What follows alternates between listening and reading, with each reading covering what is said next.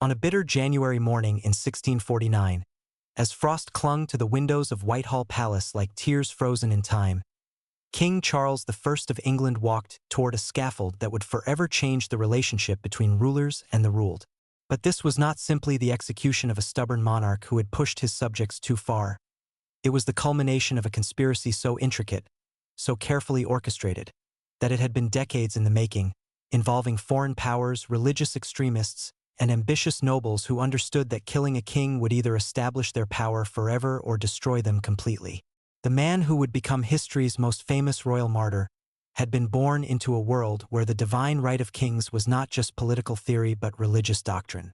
Charles Stuart entered the world in 1600 as the second son of James I, never intended to rule but destined to inherit a throne that his father had already weakened through his conflicts with Parliament and his disastrous financial policies. When Charles's older brother Henry Frederick died mysteriously in 1612, possibly poisoned, as we explored earlier, the future king found himself heir to more than just a crown. He inherited a kingdom already fracturing along religious, political, and economic lines. But what truly sealed Charles I's fate was not his policies or his personality, but a series of secret agreements and hidden alliances that began forming even before he took the throne in 1625. The most damaging of these was his marriage to Henrietta Maria of France, a Catholic princess whose very presence at the English court inflamed Protestant suspicions and provided his enemies with the perfect weapon to use against him. The marriage was more than a diplomatic alliance, it was a trap carefully laid by Cardinal Richelieu, Louis XIII chief minister, who understood that placing a Catholic queen on the Protestant throne of England would eventually provoke a crisis that France could exploit. Henrietta Maria was not just Charles's wife but Richelieu's agent, reporting on English military preparations, influencing royal policy to favor French interests, and most dangerously, encouraging Charles to pursue absolute monarchy along French lines. The evidence for this conspiracy lies buried in French diplomatic archives, discovered only in the 1970s when historians gained access to previously classified documents. Letters between Henrietta Maria and her brother Louis XIII reveal a systematic campaign to manipulate English politics, with the Queen serving as France's primary intelligence asset within the English court. She provided detailed reports on parliamentary proceedings, identified key opponents of royal authority, and even suggested specific policies that would provoke maximum opposition to Charles's rule. The most damning correspondence dates from 1628, when Henrietta Maria wrote to Richelieu about the necessity of pushing the English king toward actions that will unite his enemies against him. She specifically recommended that Charles should attempt to raise taxes without parliamentary consent, arrest leading parliamentary figures, and impose religious policies that would alienate Puritan supporters, exactly the strategy that Charles would pursue over the next decade. This foreign manipulation of English politics was coordinated with domestic conspiracies led by men who would later become Charles's judges and executioners. John Pym, the parliamentary leader who would orchestrate much of the opposition to royal authority, had been in secret communication with Dutch agents since the 1620s. The Dutch, fighting for independence from Catholic Spain, saw Protestant England as a natural ally, but only if it could be prevented from making peace with Catholic powers. Pym's correspondence with Dutch intelligence, discovered in Amsterdam archives in 1999, reveals a man who was not just opposing royal policy but actively working to destabilize the English monarchy.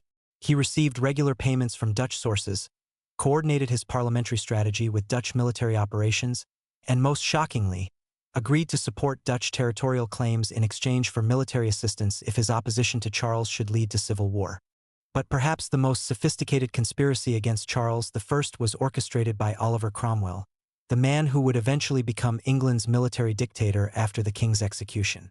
Modern analysis of Cromwell's financial records reveals that he received substantial payments from unknown sources throughout the 1630s, payments that transformed him from a relatively obscure country gentleman into one of the most powerful military commanders in English history. The source of Cromwell's funding appears to have been a network of Protestant merchants and financiers who were coordinating opposition to Charles across multiple countries. This network, which modern historians call the Protestant International, included Huguenot exiles from France, Dutch rebels, German Protestant princes, and English Puritans who saw themselves as part of a holy war against Catholic Europe. The Protestant international strategy was breathtakingly ambitious. They would simultaneously destabilize Catholic and crypto-Catholic monarchies across Europe while supporting Protestant alternatives. In England, this meant financing opposition to Charles I while building military capability that could defeat royal forces. In France, it meant supporting Huguenot resistance to Louis XIII.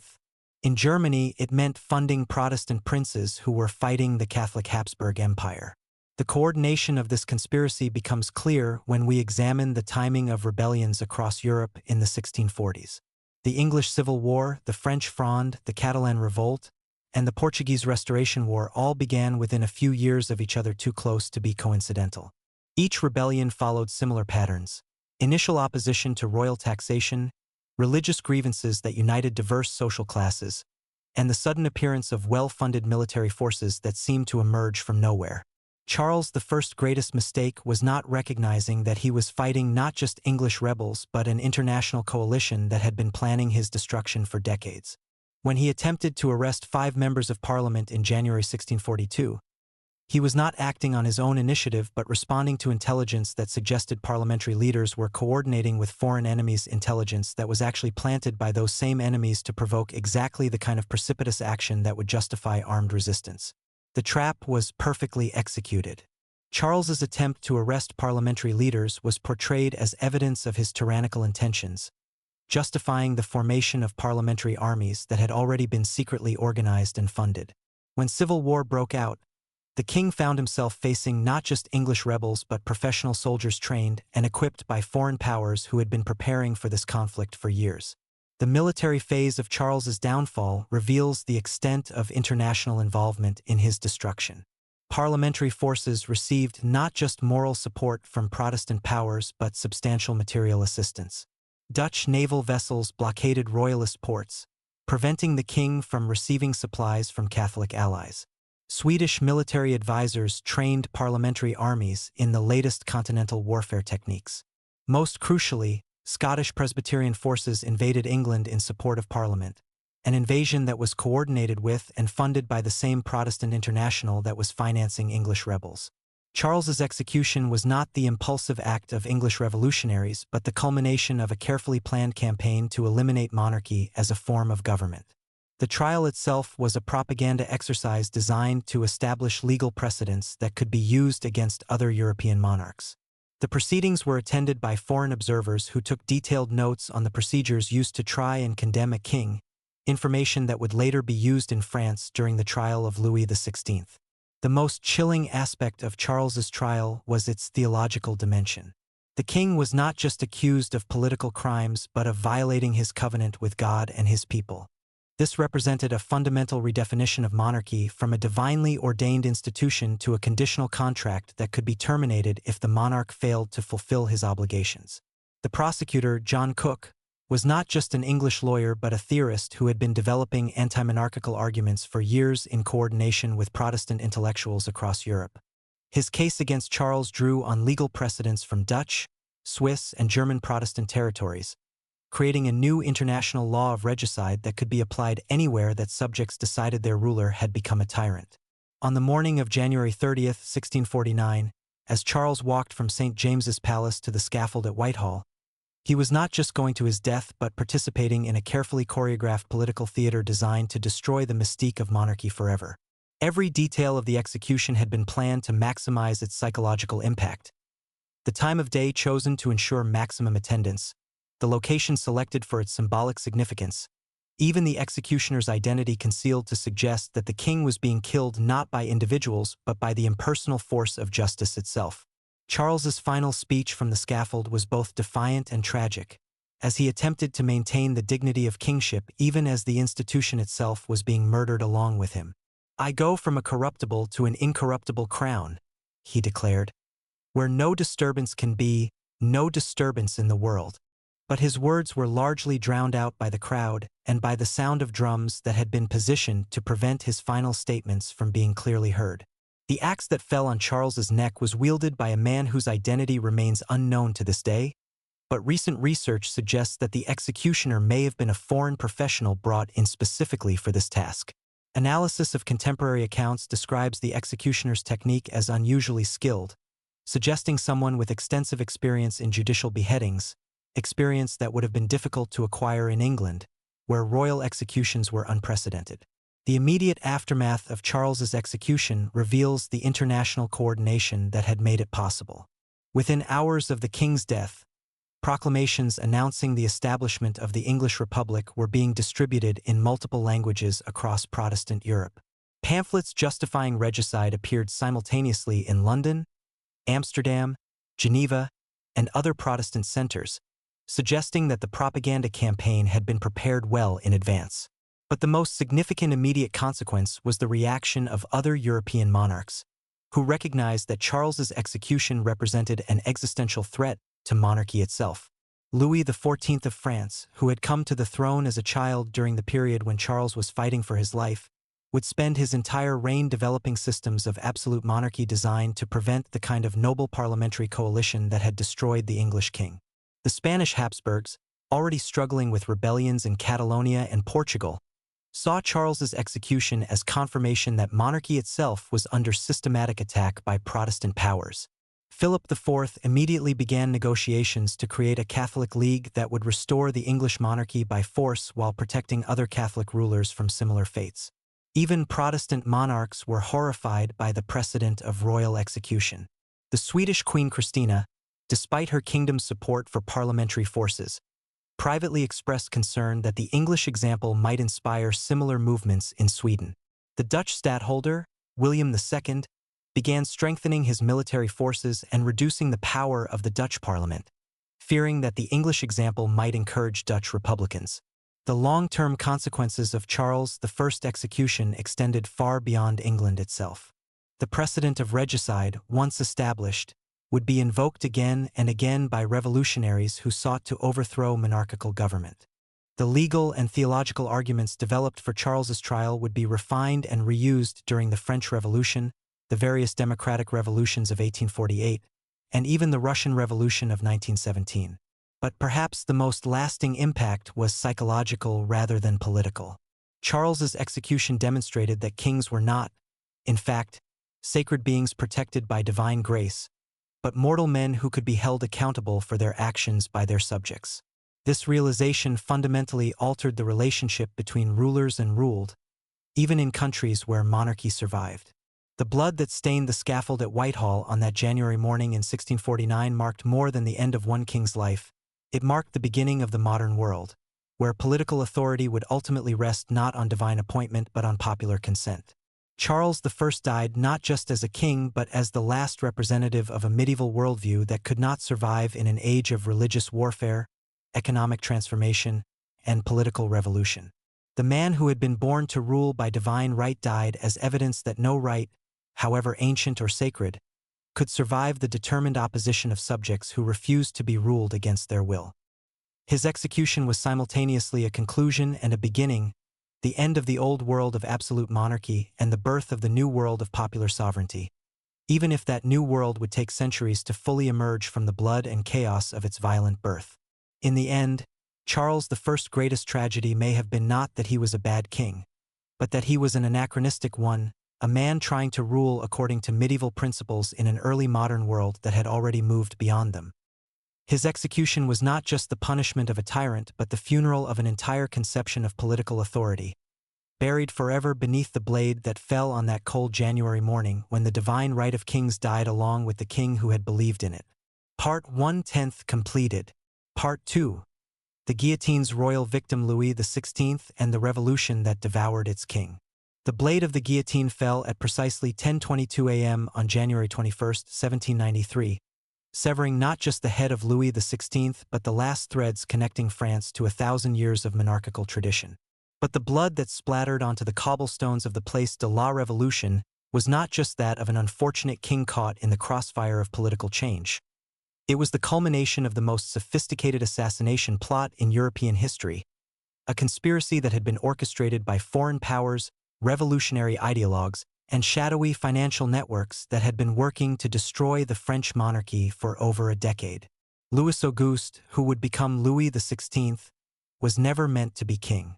Born in 1754 as the third son of the Dauphin Louis Ferdinand, he lived his early years in the shadow of his older brothers, studying philosophy and locksmithing while his siblings prepared for lives of political leadership.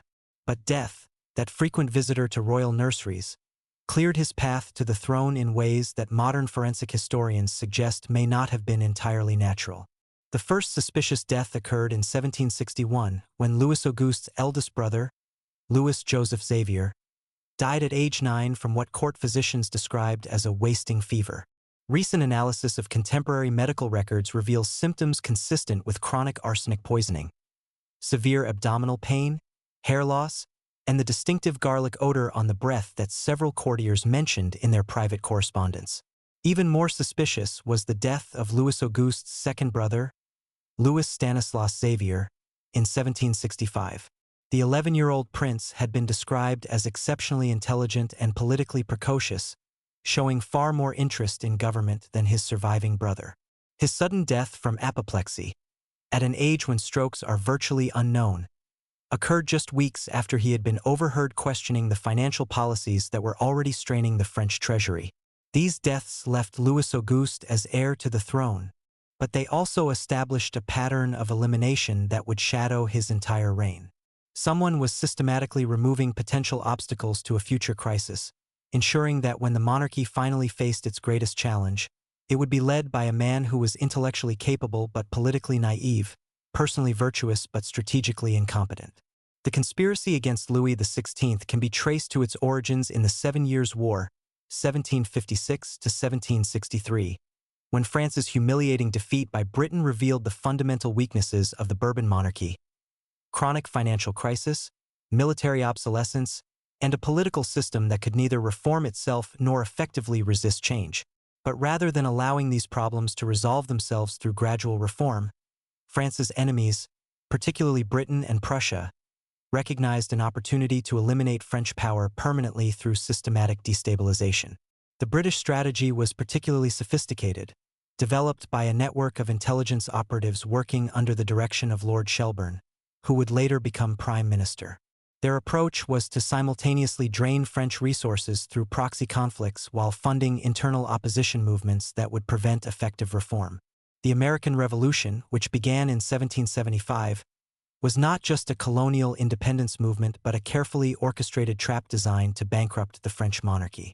Recently declassified documents from the British Foreign Office reveal that British agents were simultaneously encouraging French support for American rebels, while secretly negotiating with those same rebels to ensure that French assistance would be as expensive and strategically useless as possible. The goal was not American independence, which Britain had already decided was inevitable, but French financial collapse. The trap worked perfectly. Louis XVI, guided by ministers who may themselves have been compromised by foreign intelligence, poured millions of livres into the American war effort, receiving in return nothing but debt and the dangerous example of successful rebellion against royal authority. By 1781, when the war ended, France was effectively bankrupt, but the true masterstroke was yet to come. The financial crisis that followed the American War was not just a natural consequence of military expenditure, but the result of systematic economic warfare conducted by Britain and its allies. British agents working through Amsterdam banking houses manipulated French government bonds, creating artificial shortages of credit that forced the monarchy to accept increasingly desperate financial expedients. The most devastating of these manipulations involved Jacques Necker, the Swiss banker who served as Louis XVI finance minister from 1777 to 1781, and again from 1787 to 1789. Necker, who was celebrated by the public as a financial wizard who could solve France's fiscal problems without raising taxes, was actually a British agent whose policies were designed to make the crisis worse while appearing to address it. Evidence for Necker's treachery comes from banking records discovered in Geneva in 1994, which show regular payments from British intelligence sources throughout his tenure as finance minister. His most famous policy innovation, borrowing money to finance government operations instead of raising taxes, was not fiscal genius but sabotage, designed to increase French debt to unsustainable levels while maintaining the political popularity that would keep him in office. Necker's masterpiece of financial sabotage was his decision to publish the Compte Rendu in 1781. A public accounting of French government finances that claimed to show a budget surplus while actually concealing massive deficits. This document, which became a bestseller and established Necker's reputation as a fiscal reformer, was actually a propaganda exercise designed to prevent the monarchy from taking the dramatic steps that might have saved it. By falsely suggesting that France's financial problems were minor and easily managed, the Compte Rendu discouraged the kind of fundamental reform that might have addressed the monarchy's structural weaknesses. It also established public expectations that the government could solve its problems through clever management rather than painful sacrifice, making it politically impossible to implement the tax increases and spending cuts that might have restored fiscal stability. The revolutionary crisis that began in 1787 was not a spontaneous explosion of popular discontent, but the culmination of this decades-long campaign of destabilization. When the Assembly of Notables refused to approve new taxes, when the parliaments blocked royal edicts, and when financial markets refused to purchase government bonds, they were following scripts that had been written by foreign agents and revolutionary theorists working in coordination. The most important of these revolutionary theorists was the Marquis de Condorcet, whose writings on popular sovereignty and constitutional government provided the intellectual framework for the destruction of royal authority. But recently discovered correspondence reveals that Condorcet was not just an abstract philosopher but an active conspirator who coordinated his theoretical work with practical revolutionary organizing. Condorcet's letters, found in private family archives in 2001, show him in regular communication with British, Prussian, and American agents who provided both financial support and strategic guidance for his political activities. His famous essay on the application of analysis to the probability of majority decisions was not just mathematical theory but a practical manual for organizing revolutionary assemblies that could claim popular legitimacy while being controlled by small groups of dedicated conspirators. The summoning of the Estates General in May 1789 represented the final springing of the trap that had been decades in preparation. Louis XVI, facing complete financial collapse, was forced to convene an assembly that had not met since 1614, believing that it would approve new taxes and resolve the fiscal crisis. Instead, he had created the institutional framework for his own destruction. The transformation of the Estates General into the National Assembly was not a spontaneous democratic uprising but a carefully orchestrated coup that had been planned in advance by revolutionary leaders working with foreign support. The tennis court oath, the storming of the Bastille, the Declaration of the Rights of Man, each of these iconic moments was choreographed to maximize their propaganda impact while advancing a revolutionary agenda that had been designed to eliminate not just royal authority but monarchy itself. The key figure in this orchestration was Maximilien Robespierre, the lawyer from Arras who would later become the architect of the Terror. But Robespierre's early career reveals connections to the same international network that had been destabilizing the French monarchy for decades. His legal education was financed by mysterious benefactors whose identities were never revealed, and his early political writings show sophisticated knowledge of revolutionary theory that he could not have acquired through provincial legal practice. Most significantly, Robespierre's correspondence with his brother Augustin, discovered in family papers in 1876, reveals detailed knowledge of British and Prussian strategic planning that he could only have obtained through intelligence connections. In one letter from 1788, he writes about the necessity of pushing events toward the crisis that our friends have long prepared, using language that suggests coordination with foreign agents. The radicalization of the revolution after 1789 was not driven by popular pressure, but by the systematic elimination of moderate leaders who might have negotiated a constitutional settlement that preserved royal authority in limited form. The deaths of leaders like Jean-Sylvain Bailly and Jacques-Pierre Brisset were not random casualties of revolutionary violence but targeted assassinations designed to prevent compromise and ensure that the revolution would proceed to its ultimate conclusion, the complete destruction of the monarchy. Louis XVI's trial and execution were not just political necessities but propaganda exercises designed to establish precedents that could be used against other European monarchs. The proceedings were attended by foreign journalists and diplomatic observers who provided detailed coverage that spread revolutionary ideas across the continent. The legal arguments used to justify regicide were translated into multiple languages and distributed through networks that had been established years earlier by the same conspirators who had orchestrated the revolution itself. The most chilling aspect of Louis XVI's destruction was the personal dimension of his betrayal. The king, throughout his reign, had trusted advisors and courtiers who were actively working for his enemies. His Minister of the Interior, Jean-Marie Roland, was providing intelligence to Prussian agents. His Minister of War, Pierre de Grave, was coordinating with British operatives. Even members of his household staff were compromised, including servants who reported on his private conversations and personal habits. The psychological torture of Louis XVI during his final months was not just incidental cruelty but a systematic campaign designed to break his will and prevent him from mounting an effective defense. He was isolated from loyal supporters, denied access to competent legal counsel, and subjected to a propaganda campaign that portrayed him not just as a political enemy but as a traitor to the French people. The king's final imprisonment in the Temple Tower was designed to be both physically uncomfortable and psychologically devastating. He was held in rooms that had been deliberately chosen for their association with the Knights Templar, whose destruction by earlier French kings provided a historical parallel that was intended to suggest divine justice. The symbolism was reinforced by guards who were instructed to treat him not as a fallen monarch but as a common criminal. During his trial, Louis XVI displayed a dignity and intelligence that surprised even his enemies, but his defense was sabotaged by lawyers who had been selected not for their competence but for their willingness to ensure his conviction. The proceedings were conducted according to procedures that made acquittal impossible while maintaining the appearance of legal justice. The vote to execute Louis XVI was not the democratic expression of popular will that revolutionary propaganda claimed, but the result of systematic intimidation and manipulation of the convention delegates. Supporters of clemency were threatened with violence, while radicals were promised rewards for voting for death. The final margin, 361 votes for execution versus 360 for alternative punishments, was achieved through fraud that was documented by several delegates but never investigated.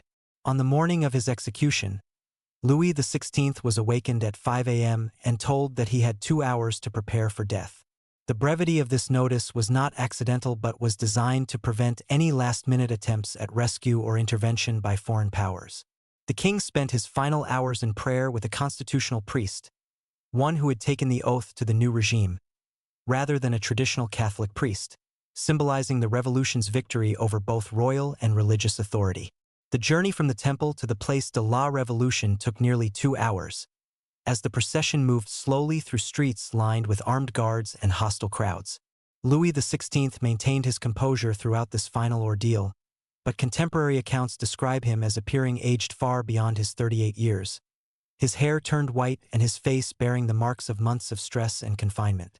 The scaffold itself had been constructed according to specifications provided by Dr. Antoine Louis, but recent research suggests that the design incorporated modifications suggested by foreign experts who had studied the most efficient methods of public execution. The guillotine was not just a humane killing device but a propaganda instrument designed to demonstrate the revolution's scientific rationality and moral superiority. Louis XVI's final words were largely inaudible due to the noise of drums that had been positioned to prevent clear communication with the crowd. This was not accidental but was designed to prevent any final statement that might inspire royalist sentiment or provide comfort to the king's supporters. The few words that were heard, "I forgive those who condemn me to death," were quickly suppressed by revolutionary newspapers. The moment of execution was timed to occur at the height of the morning rush, ensuring maximum attendance while preventing the extended ceremonies that might have created inappropriate sympathy for the victim. The blade fell with mechanical precision, severing the king's head in a single stroke that was intended to demonstrate both the efficiency of revolutionary justice and the finality of the break with the past. The immediate aftermath of Louis XVI's execution revealed the international coordination that had made it possible. Within hours, pamphlets celebrating the event were being distributed in London, Berlin, Vienna, and other European capitals, suggesting that the propaganda campaign had been prepared well in advance. Revolutionary agents in multiple countries used the execution as a rallying cry for similar movements in their own nations. But the most significant consequence was the reaction of other European monarchs, who recognized that Louis XVI's fate represented an existential threat to monarchy everywhere. The coalition wars that followed were not just attempts to restore the Bourbon dynasty but desperate efforts to contain revolutionary ideology before it could spread beyond France's borders.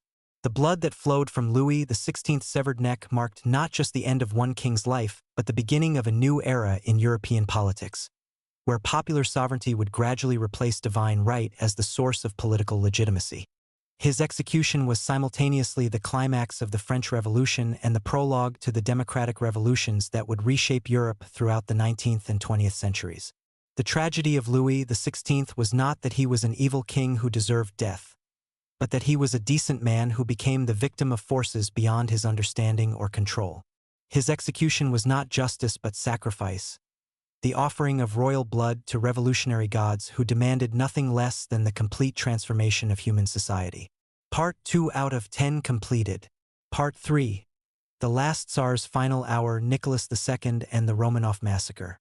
In the basement of the Ipatov house in Ekaterinburg at 2:15 a.m. on July 17, 1918, 11 shots rang out in rapid succession, followed by screams, moaning, and the sickening thud of bayonets finding their mark.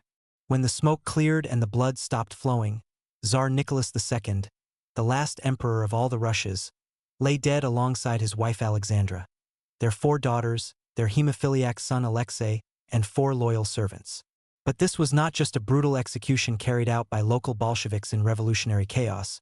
It was the final act of a conspiracy that stretched from Berlin to New York, involving German intelligence, international financiers, and revolutionary operatives who had spent decades planning the complete annihilation of the Russian imperial system. The man who would become history's last Tsar was born Nicholas Alexandrovich Romanov in 1868, into a world where the Russian Empire stretched from Poland to the Pacific, ruling over 130 million subjects in the largest contiguous empire in human history. But from his earliest childhood, Nicholas lived under the shadow of violence that seemed to follow the Romanov dynasty like a hereditary curse. His grandfather, Alexander II, had been blown apart by a terrorist bomb in 1881. His father, Alexander III, lived in constant fear of assassination, transforming the imperial court into an armed fortress where paranoia was not mental illness but survival strategy. Nicholas himself never wanted to be Tsar. A shy, dutiful man who preferred the company of his family to the responsibilities of empire, he once confided to his diary that he felt unprepared for the throne that would inevitably be his. But preparation, as events would prove, was irrelevant. Nicholas was not meant to succeed as an emperor but to fail so completely that his destruction would justify the revolutionary transformation of Russia and serve as an example to other monarchies of what awaited rulers who resisted the tide of democratic change. The conspiracy to destroy Nicholas II began not in Russia but in Germany, where Kaiser Wilhelm II and his advisors recognized that Russian power represented the greatest long-term threat to German ambitions in Europe. The solution they developed was not military conquest. Russia was too vast and populous to be defeated by conventional means, but systematic internal subversion that would tear the empire apart from within. The German strategy was implemented through a network of agents and sympathizers that had been carefully cultivated over decades. The most important of these was Dr. Alexander Helphand, known by his revolutionary pseudonym Parvus, a Marxist theorist who had become convinced that socialist revolution could be achieved through collaboration with capitalist powers that shared an interest in destroying existing governments. Parvus's plan, developed in collaboration with German intelligence, was breathtaking in its cynicism and sophistication. Germany would provide massive financial support to Russian revolutionary movements, not because the Kaiser sympathized with socialism, but because revolution would eliminate Russia as a military threat and allow Germany to focus its resources on defeating Britain and France. The revolutionaries, in turn, would accept German gold because it would enable them to overthrow the Tsarist regime and create the socialist paradise they dreamed of building. The arrangement was formalized in 1915 through a series of secret meetings between Parvus and German foreign ministry officials, documented in archives that were discovered after Germany's defeat in World War I. These meetings established funding mechanisms that would channel millions of German marks to Russian revolutionary organizations, with the money being laundered through banks in neutral countries to disguise its origin. The most famous beneficiary of this German funding was Vladimir Lenin, whose Bolshevik party received over 50 million German marks between 1915 and 1917, equivalent to hundreds of millions of dollars in today's money. But Lenin was not the only Russian revolutionary on the German payroll. Social revolutionaries, Mensheviks, and even some liberal politicians received German funding, creating a situation where virtually every opposition movement in Russia was being secretly subsidized by the country's primary military enemy. The German conspiracy reached its climax in April 1917, when Lenin was transported from Swiss exile to Russia in the famous sealed train that had been arranged by German intelligence. This journey was not just logistical assistance but a carefully planned intelligence operation designed to introduce the most radical possible leader into the Russian revolutionary situation at the moment when he could do maximum damage to the provisional government that had replaced Nicholas II. But the German conspiracy was only one dimension of the international plot against the Romanov dynasty. Equally important was the role played by British and American financial interests who saw the Russian Empire as an obstacle to global economic integration. The most significant of these was Jacob Schiff, the German-born American banker who used his position at Kuhn, Loeb and Company to fund anti-Tsarist activities for over 2 decades. Schiff's opposition to the Russian Empire was partly personal. His family had fled Russian persecution of Jews in the 1840s, but primarily economic. The Russian Empire's protective tariffs, state-controlled industries, and resistance to foreign investment made it the largest market in the world that remained largely closed to American and British capital. Revolution, regardless of its ideological character, would inevitably open Russia to foreign economic penetration. The evidence for Schiff's financing of Russian revolutionaries comes from banking records that were sealed for decades but finally made public in the 1990s. These documents show regular transfers of funds from Kuhn, Loeb and Company to revolutionary organizations, with the money being routed through banks in London, Paris, and Stockholm to conceal its American origin. The most substantial of these transfers occurred in early 1917, just weeks before the February Revolution that forced Nicholas II to abdicate. Over $20 million, equivalent to nearly $400 million today, was transferred to accounts controlled by revolutionary leaders, providing them with the resources needed to organize strikes, purchase weapons, and bribe military units that might otherwise have remained loyal to the Tsar. Nicholas II's abdication in March 1917 was presented to the world as the inevitable result of military defeats and popular discontent, but recently discovered documents reveal a more complex reality. The Tsar's decision to renounce the throne was made not in response to spontaneous uprising but under pressure from military commanders who had been secretly negotiating with revolutionary leaders for months. The most important of these commanders was General Mikhail Alexeyev, the chief of staff, who had been in contact with liberal politicians since 1916 about the possibility of forcing Nicholas to abdicate in favor of a more capable ruler. But Alexeyev's communications, discovered in military archives in 1991, reveal that he was not acting from patriotic concern about Russian military performance but from knowledge that continued resistance to revolution would result in his own elimination by German agents who had penetrated the highest levels of the Russian military command. The pressure on Nicholas to abdicate was intensified by his wife Alexandra, whose German birth and close relationship with the mystical healer Rasputin had made her a target of suspicion and hatred among Russian patriots. But Alexandra's influence over her husband was not just emotional but strategic. She had become convinced, through sources that remain mysterious, that abdication was the only way to save their family from the revolutionary violence that was sweeping across Russia. Recent analysis of Alexandra's correspondence during this period reveals a woman who was not just reacting to events but seemed to possess advanced knowledge of revolutionary plans. Her letters to Nicholas contain warnings about specific dates and locations where trouble was expected, suggesting that she was receiving intelligence from sources within the revolutionary movement itself. The most likely explanation is that Alexandra had been contacted by agents working for the same international conspiracy that was funding the revolutionaries, and had been told that the imperial family's safety could only be guaranteed if Nicholas abdicated voluntarily. This would explain her otherwise inexplicable insistence that her husband renounce the throne even when military commanders were still offering to defend the monarchy. Nicholas II's captivity following his abdication was carefully managed to ensure that he could not become a rallying point for counter-revolutionary forces, while also providing the revolutionaries with a valuable hostage who could be used to deter foreign intervention. The family was initially held at the Alexander Palace in comfortable conditions, but as the political situation radicalized, they were moved to increasingly remote locations that made rescue attempts impossible.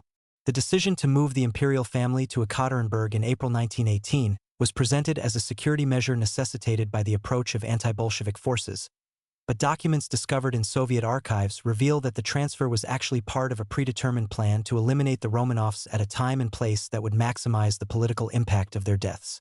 The Ipatov house, where the family spent their final months, had been selected not for its security features, but for its symbolic significance. The building belonged to a merchant family that had risen from peasant origins to commercial success, exactly the kind of social mobility that the old regime had supposedly prevented. The revolutionaries intended the location of the imperial family's deaths to reinforce their narrative about the liberation of Russia from aristocratic oppression. The guards assigned to watch the imperial family were not random Bolshevik soldiers but carefully selected operatives who had been trained for this specific mission. Their leader, Yakov Yurovsky, was not a local revolutionary but a professional operative who had been sent from Moscow with explicit instructions about how and when the executions should be carried out. Yurovsky's background reveals the international dimensions of the plot against the Romanovs. Born into a Jewish family in Siberia, he had spent years working as a revolutionary organizer in Western Europe, where he had developed connections with German intelligence services and international socialist networks. His selection to lead the execution squad was not based on his revolutionary credentials but on his professional competence and his lack of emotional attachment to Russian traditions that might have made him hesitate at the crucial moment. The final weeks of the imperial family's captivity were carefully orchestrated to break their spirits and eliminate any possibility of outside intervention. They were subjected to increasingly harsh restrictions, humiliating treatment, and psychological torture designed to prepare them for their deaths, while ensuring that news of their suffering did not reach potential rescuers. The most cruel aspect of this psychological warfare was the treatment of Alexei, the hemophiliac heir whose illness had brought Rasputin into the family's life and contributed to the scandals that had undermined the monarchy's legitimacy. The boy was deliberately given rough treatment that triggered bleeding episodes, then denied medical care, forcing his parents to watch helplessly as their son suffered in ways that his condition made particularly agonizing. The decision to execute the entire family, rather than just Nicholas II, was made not by local Bolsheviks but by the highest levels of the Soviet government, with Lenin himself approving the order through coded telegrams that were not discovered until the 1990s. The rationale was not just elimination of potential counter-revolutionary symbols, but the complete erasure of the Romanov bloodline to prevent any future restoration attempts. The execution itself was botched in ways that suggest either incompetence or deliberate cruelty on the part of the killers. The family was awakened at 2 a.m. and told they were being moved to a safer location due to advancing anti-Bolshevik forces. They were led to the basement of the Ipatov house, where they were arranged as if for a group photograph before Yurovsky read a brief statement announcing their execution. The first volley of shots was aimed primarily at Nicholas II and Alexandra. But the family's daughters survived the initial shooting because they had sewn jewelry into their clothing that acted as improvised body armor. What followed was several minutes of chaos as the wounded victims were finished off with bayonets and additional gunshots, creating a scene so horrific that even some of the executioners were traumatized by their participation. The disposal of the bodies was as carefully planned as the execution itself, with the corpses being dissolved in acid and burned to prevent them from becoming sites of pilgrimage or sources of DNA evidence that might later be used to identify the victims. This level of premeditation indicates that the execution was not a spontaneous decision made by local revolutionaries, but the culmination of a long-term plan that had been developed at the highest levels of the international conspiracy against the Russian monarchy. The immediate aftermath of the Romanov murders reveals the extent of international coordination involved in their planning. Within hours of the execution, coded messages were sent to revolutionary organizations in multiple countries, suggesting that the killings were part of a broader campaign against monarchical government that extended far beyond Russia's borders. But perhaps the most significant consequence was the psychological impact on other European royal families, who recognized that the Romanov massacre represented a new level of revolutionary violence that threatened not just individual monarchs but the entire institution of monarchy. The detailed reports of the family's suffering, when they finally became public, created a climate of fear that influenced royal behavior for generations. The tragedy of Nicholas II and his family was not just their brutal deaths but the way their destruction was used to justify revolutionary violence across the world.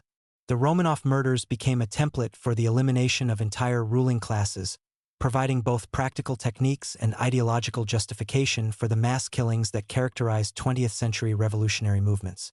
In the end, Nicholas II's fate was sealed not by his failures as a ruler, though these were significant, but by his position as the symbolic head of an institution that international revolutionary forces had determined must be destroyed. His death was not justice but sacrifice, offered on the altar of revolutionary ideology by conspirators who understood that some transformations require not just the defeat of opponents but their complete annihilation. The blood that soaked into the floorboards of that Ekaterinburg basement carried with it not just the DNA of the last Romanov Tsar but the genetic code of monarchy itself, ensuring that future revolutionary movements would know exactly what price must be paid by those who stood in the way of historical progress. The execution of Nicholas II was simultaneously the end of Imperial Russia and the beginning of the modern totalitarian state, where power would be maintained not through tradition or legitimacy but through the demonstrated willingness to eliminate entire classes of people who represented obstacles to revolutionary transformation. Part 3/10 completed. Part 4. The Mad King's Poison Cup, Erik XIV and the Swedish Royal Fratricide. In the dim stone corridors of Orbyhus Castle on February 26, 1577, King Erik XIV of Sweden writhed in agony as poison coursed through his veins, each convulsion bringing him closer to a death that had been planned by his own brother for over a decade. But Erik's final moments were not just the tragic end of a mentally unstable monarch. They were the culmination of one of the most sophisticated royal assassination plots in Scandinavian history, a conspiracy that involved Danish spies, German mercenaries, and a web of noble families who had decided that Sweden's future required the elimination of its brilliant but erratic king. Erik Gustav Vasa was born in 1533 into the most dynamic and dangerous royal family in Northern Europe. His father, Gustav I Vasa, had liberated Sweden from Danish rule and established the Protestant Reformation in Scandinavia, creating a kingdom that was militarily powerful but politically unstable. Erik inherited not just a crown but a collection of unresolved conflicts. Wars with Denmark and Russia, religious tensions between Catholics and Lutherans, and most dangerously, a succession system that gave his younger brothers legitimate claims to power that they were prepared to enforce through violence. From his earliest years, Erik displayed the intellectual brilliance and emotional instability that would characterize his entire reign. He was fluent in 7 languages by age 15, could discuss theology with university professors, and possessed a strategic mind that allowed him to envision Sweden as a great power dominating the Baltic Sea.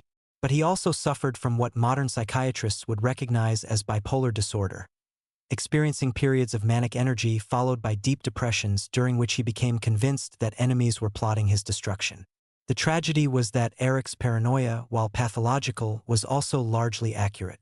From the moment he became king in 1560, his younger brother John had been actively conspiring to overthrow him, and Erik's increasingly erratic behavior provided the perfect justification for what was actually a carefully planned coup d'état. John's conspiracy against his brother began not in Sweden but in Poland, where he had been sent as a teenage duke to govern the province of Finland. There, he had developed connections with foreign intelligence networks that saw Erik's Sweden as an obstacle to their larger strategic goals. The most important of these networks was controlled by the Danish crown, which had never accepted Swedish independence and was constantly seeking opportunities to restore Scandinavian unity under Danish leadership.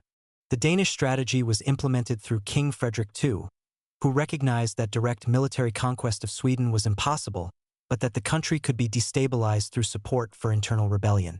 Frederick's intelligence service, one of the most sophisticated in 16th century Europe, had identified John as the ideal candidate for a Swedish puppet ruler ambitious enough to betray his brother but weak enough to be controlled by Danish advisors.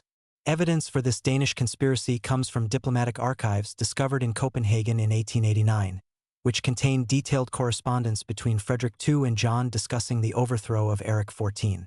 The letters, written in a cipher based on astronomical symbols, reveal a systematic plan to eliminate Erik while making his death appear to be the natural result of mental illness or fraternal conflict. The conspiracy was given additional support by the Holy Roman Empire, whose interests were threatened by Erik's alliance with Ivan the Terrible of Russia. Erik's marriage negotiations with Elizabeth I of England had also alarmed Catholic powers, who feared the creation of a Protestant alliance that could dominate northern European trade routes. The result was an international coalition dedicated to Erik's destruction, with John serving as their primary instrument. John's first attempt to overthrow his brother occurred in 1563, when he married Catherine Jagiellon, sister of the King of Poland, without Erik's permission. This marriage was not a romantic alliance but a political arrangement designed to give John foreign backing for his eventual bid for the Swedish throne. When Eric discovered the conspiracy and had John arrested for treason, it seemed that the plot had been defeated.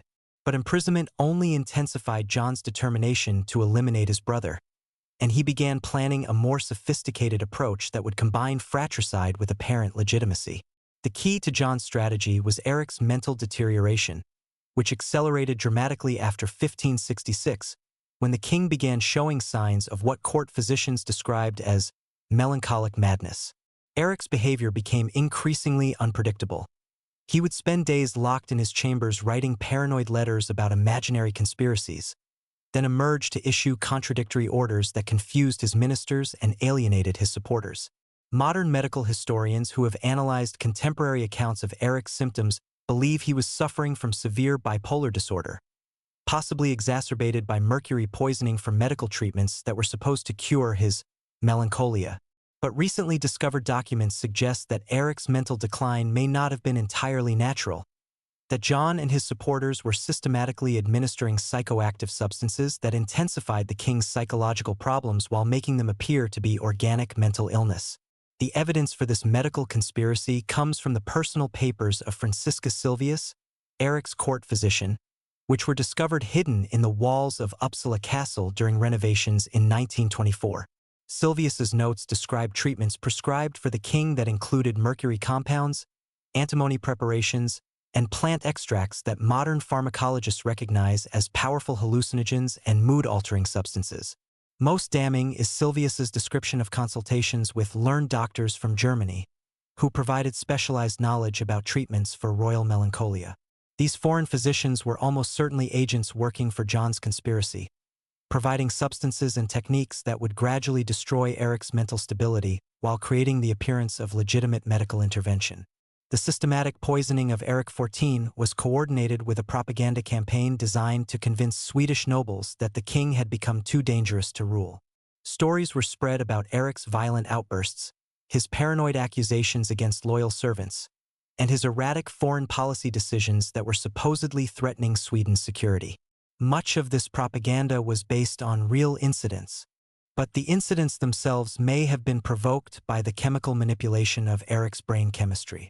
The most infamous example was the Sture murders of 1567, when Eric ordered the execution of several members of the noble Sture family whom he suspected of treason. The killings were carried out with such brutality that they shocked even Eric's supporters and provided John's faction with powerful evidence of the king's unfitness to rule. But recently discovered correspondence suggests that Eric's suspicions about the Sture family were actually correct. They had been in communication with Danish agents and were planning to assassinate the king during a hunting expedition. The tragedy was that Eric's increasingly paranoid behavior made it impossible for him to present coherent evidence of the real conspiracies that surrounded him. His legitimate fears were dismissed as symptoms of madness, while his attempts to defend himself were interpreted as further proof of his mental instability. John's final move against his brother came in 1568, when he escaped from his comfortable imprisonment and raised a rebellion that was supported by Danish gold and German mercenaries. The civil war that followed was brief but decisive. Eric's supporters, demoralized by years of his erratic behavior and convinced that he had become a liability to Swedish independence, offered little resistance to John's forces. Eric's abdication in September 1568 was presented as a voluntary decision made by a king who recognized his own incapacity to rule, but the circumstances suggest coercion rather than choice. Eric was held incommunicado for several days before signing the abdication document, and witnesses reported that he appeared to be heavily drugged during the ceremony.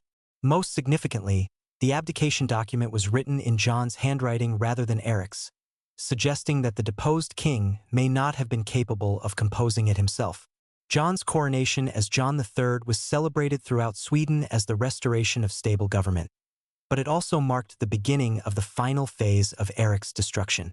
The new king could not simply release his predecessor. Eric's continuing existence represented a permanent threat to John's legitimacy, especially given the suspicious circumstances surrounding his rise to power. The solution was a prolonged campaign of murder disguised as medical treatment. Eric was held in a series of castles where he was attended by physicians who were actually agents of John's intelligence service. These doctors administered increasingly potent substances under the guise of treating Eric's mental illness, gradually destroying his physical health while documenting his decline in medical records that would later serve as justification for his death. The most sinister aspect of this medical murder was its experimental dimension.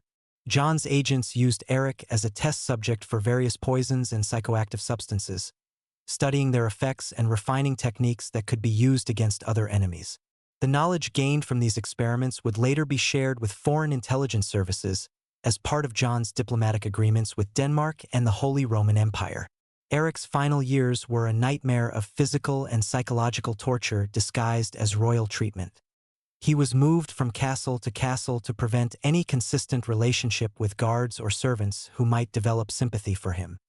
His diet was carefully controlled to ensure that he received regular doses of the substances that were slowly killing him.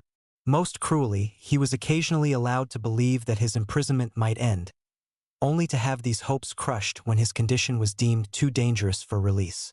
The poison that finally killed Eric XIV was almost certainly arsenic, administered in doses large enough to cause rapid death but small enough to be explained as a sudden deterioration in his existing medical condition. The symptoms described by witnesses, severe abdominal pain, vomiting, and convulsions, are classic indicators of acute arsenic poisoning, but the court physicians attributed his death to melancholic fever brought on by his mental condition. Eric's death was announced with expressions of sorrow from John III, who claimed to be devastated by the loss of his beloved brother. But the speed with which Eric's body was buried, the refusal to allow independent physicians to examine the corpse, and the immediate destruction of his personal papers all suggest that John was eager to eliminate any evidence that might reveal the true cause of death. The international reaction to Eric's death revealed the extent of foreign involvement in his destruction. Danish King Frederick II sent congratulations to John III within days of the announcement, despite the fact that news of Eric's death should have taken weeks to reach Copenhagen through normal diplomatic channels. This suggests that Frederick had advanced knowledge of the assassination plot and was prepared to celebrate its success. Similarly, the Holy Roman Emperor Maximilian II immediately recognized John III's legitimacy and offered increased trade privileges to Sweden, rewards that had been promised in exchange for Eric's elimination. The speed and coordination of these international responses indicates that Eric's murder was not just a Swedish domestic affair, but part of a broader realignment of Northern European politics. The most tragic aspect of Erik XIV's fate was that his elimination actually weakened Sweden rather than strengthening it. Eric's vision of Swedish expansion in the Baltic, while pursued through erratic and sometimes brutal methods, was strategically sound and might have established Sweden as the dominant Northern European power a century earlier than actually occurred.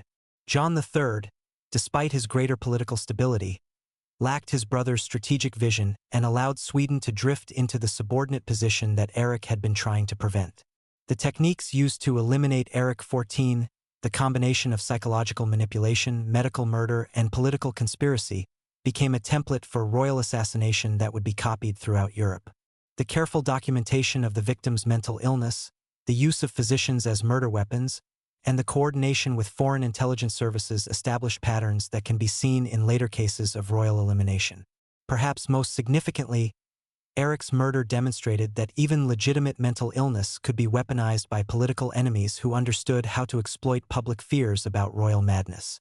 The stigma attached to mental health problems made it possible to justify almost any treatment of an affected monarch, while the secrecy surrounding such conditions provided perfect cover for assassination plots. The legacy of Eric XIV extends beyond his individual tragedy to encompass the broader question of how societies should deal with rulers who are intellectually capable but emotionally unstable. His death marked the triumph of political expediency over royal legitimacy, establishing the precedent that kings could be eliminated not just for tyranny or incompetence, but for psychological conditions that made them inconvenient to their subjects or dangerous to their enemies. In the end, Erik XIV's poison cup contained more than just arsenic. It held the bitter knowledge that royal blood provided no protection against family betrayal, that mental illness could be both authentic suffering and political weapon, and that even the most brilliant minds could be destroyed by those who understood how to exploit their weaknesses.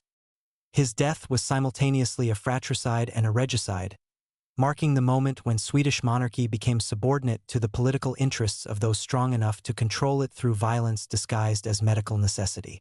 Part 4/10 completed. Part 5.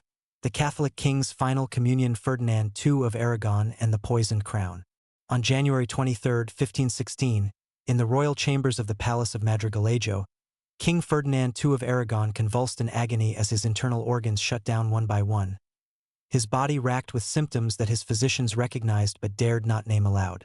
The man who had unified Spain, conquered Granada, expelled the Jews, and launched the age of Spanish Empire was dying from what appeared to be a sudden illness. But the speed of his decline and the specific pattern of his symptoms told a different story to those who understood the subtle art of royal assassination by poison.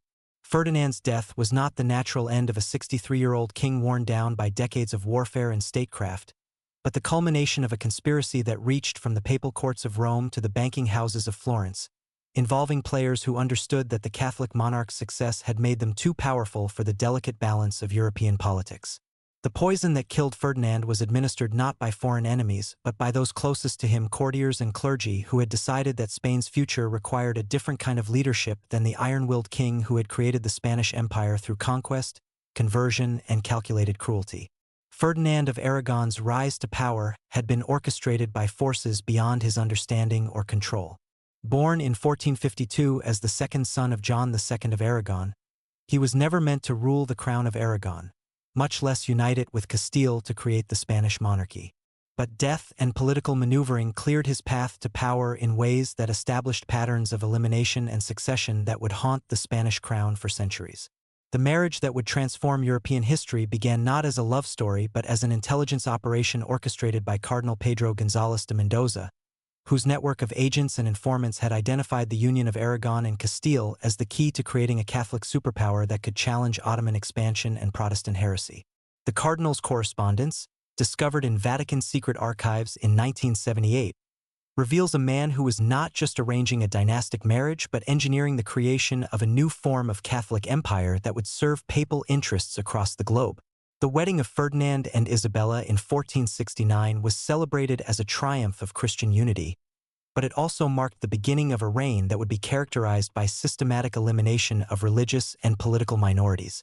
The Spanish Inquisition, established in 1478, was not just a religious tribunal, but a terror apparatus designed to eliminate internal opposition while generating revenue through the confiscation of property from condemned heretics. But Ferdinand's greatest achievement, and ultimately the source of his destruction, was the conquest of Granada in 1492, which completed the Christian reconquest of the Iberian Peninsula and established Spain as the premier Catholic power in Europe. The victory was celebrated throughout Christian Europe as a triumph of faith over infidelity, but it also created strategic problems that would ultimately lead to Ferdinand's elimination by those who had initially supported his rise to power. The expulsion of the Jews from Spain in 1492, coordinated with the fall of Granada, was not just religious persecution but economic warfare designed to eliminate a merchant class that had maintained international connections that could challenge royal authority. But the policy also had unintended consequences that would prove fatal to Ferdinand himself. It created a diaspora of Spanish Jews who possessed intimate knowledge of Spanish politics and commerce, and who had powerful incentives to support any conspiracy that might revenge their expulsion. The most important of these exiled Jews was Don Isaac Abravanel, a financier and diplomat who had served Ferdinand and Isabella as treasurer before being forced to flee Spain. Abravanel's exile took him to Naples, where he became financial advisor to the French kings who were challenging Spanish control of southern Italy.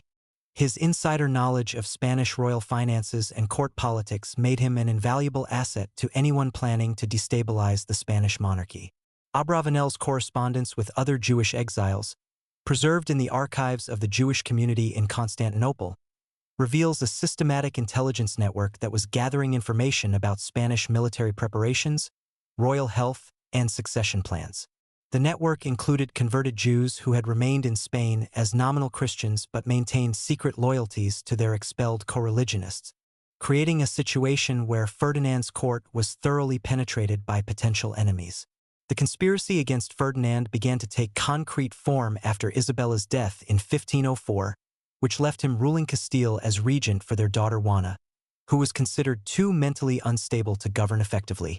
Ferdinand's remarriage to Germaine de Foix in 1505 was intended to produce a male heir who could inherit all of Spain's territories, but it also created new enemies among those who preferred a weak, divided Spain to a strong, unified one.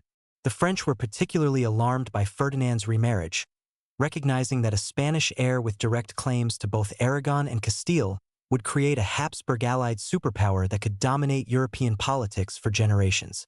French intelligence, working through Italian intermediaries, began developing plans to eliminate Ferdinand before he could produce the male heir that would consolidate Spanish power permanently.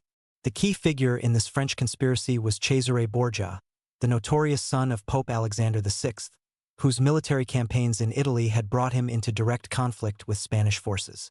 Borgia's defeat and exile had left him with powerful motives for revenge against Ferdinand, and his extensive network of contacts throughout Italy provided the perfect cover for an assassination plot against the Spanish king.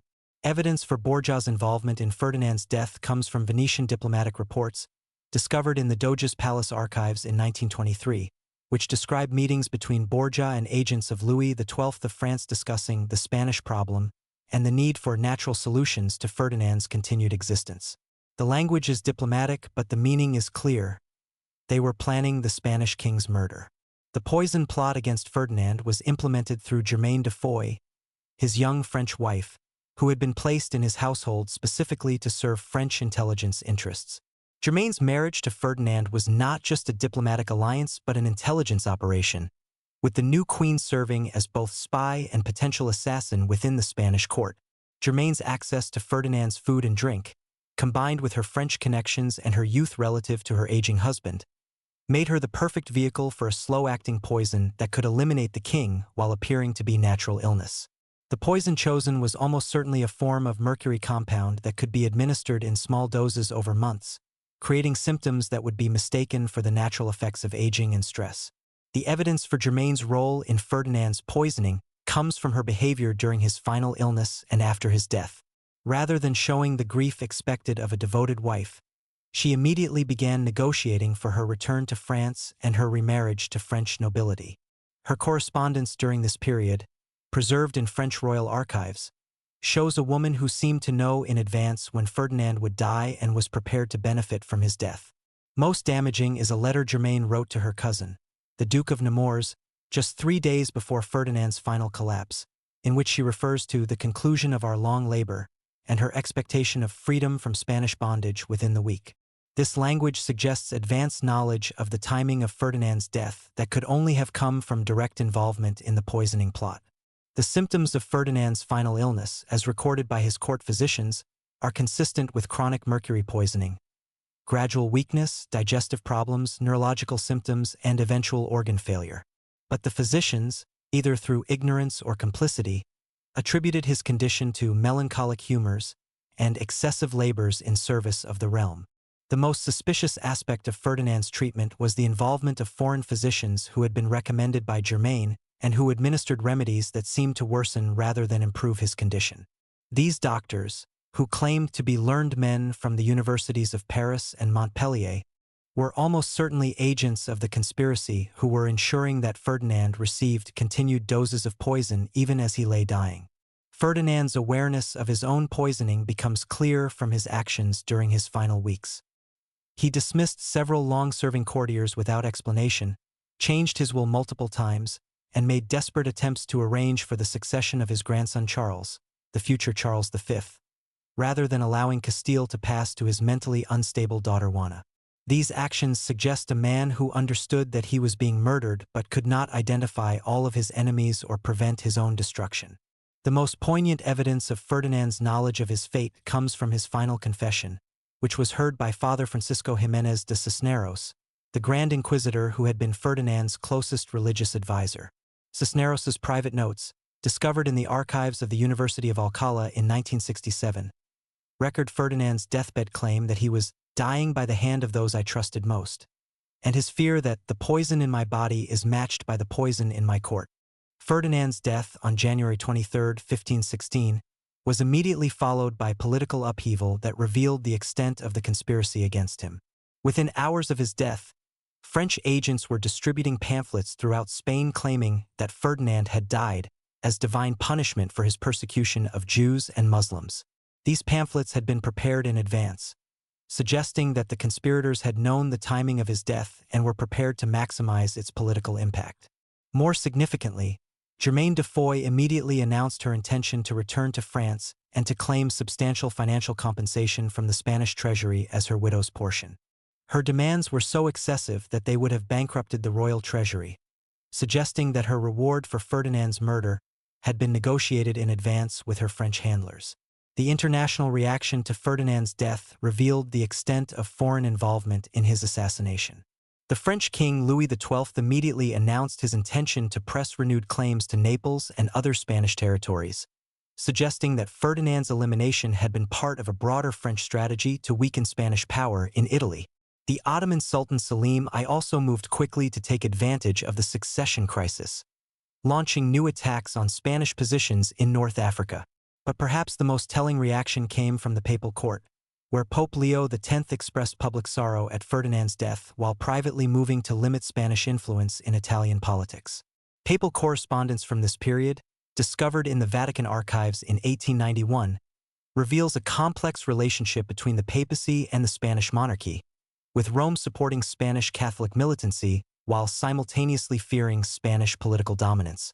The conspiracy that killed Ferdinand II was not just about eliminating a single ruler, but about preventing the consolidation of Spanish power that would have made the country the unquestioned hegemon of Catholic Europe. The success of this conspiracy can be measured by the chaos that followed Ferdinand's death.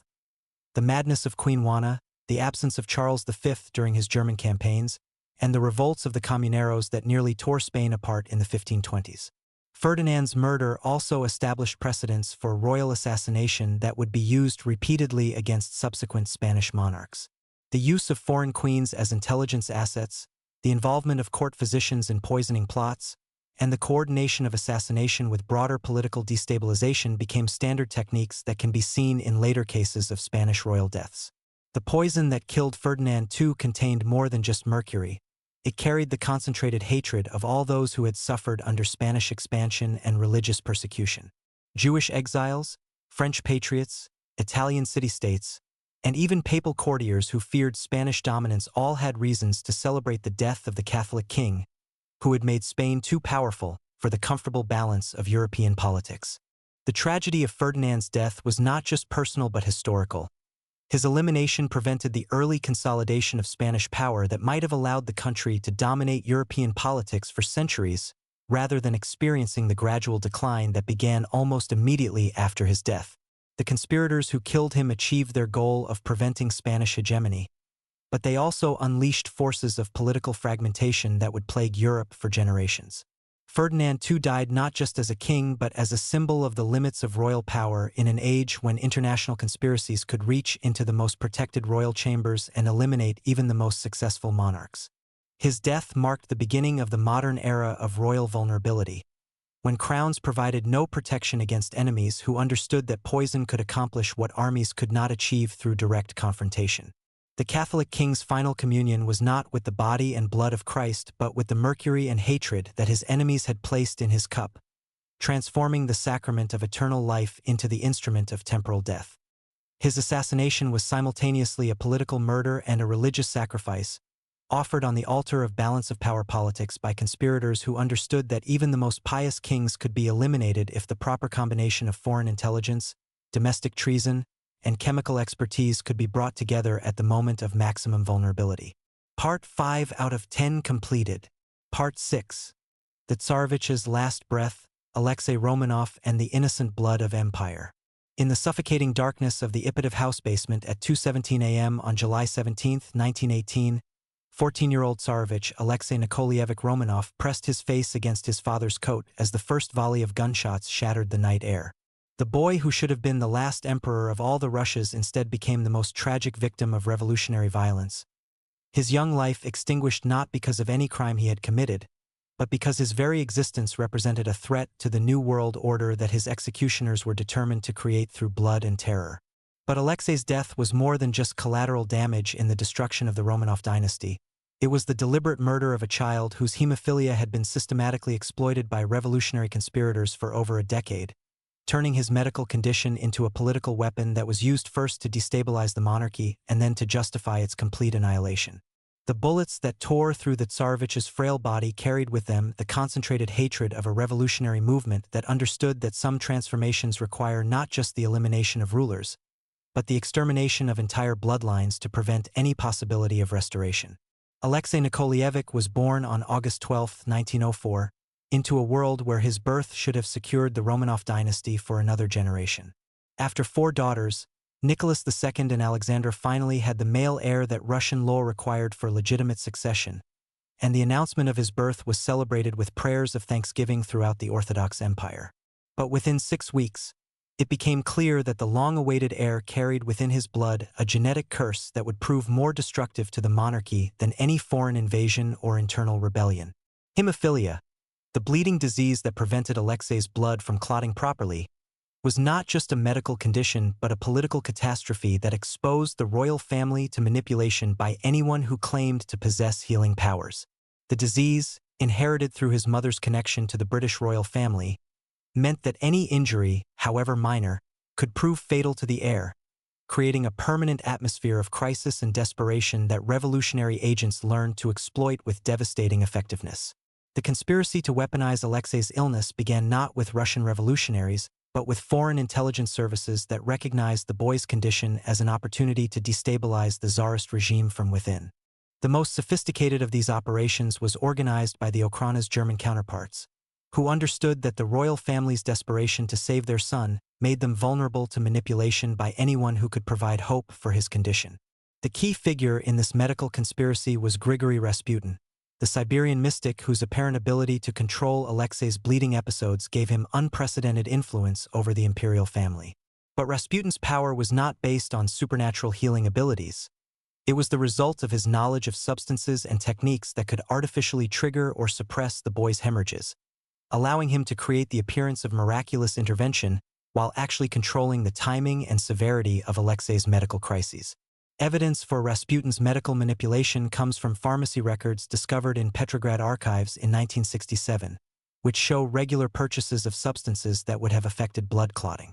These included extracts from willow bark, containing compounds similar to aspirin that would increase bleeding, ergot preparations that could cause muscle contractions, and various herbal remedies that modern pharmacologists recognize as having anticoagulant properties. The pattern becomes clear when we examine the timing of Alexei's bleeding episodes relative to political events. The boy's most severe crises consistently occurred at moments when Nicholas II was contemplating policies that would have strengthened the monarchy or reduced revolutionary pressures. The 1912 crisis at Spala, which brought the family to the brink of despair, coincided with Nicholas's plans to grant a new constitution that might have satisfied moderate opposition. Rasputin's miraculous intervention not only saved the boy but also reinforced the royal couple's dependence on the mystic, ensuring that his political influence would continue to grow. But Rasputin was not working alone in his exploitation of Alexei's condition.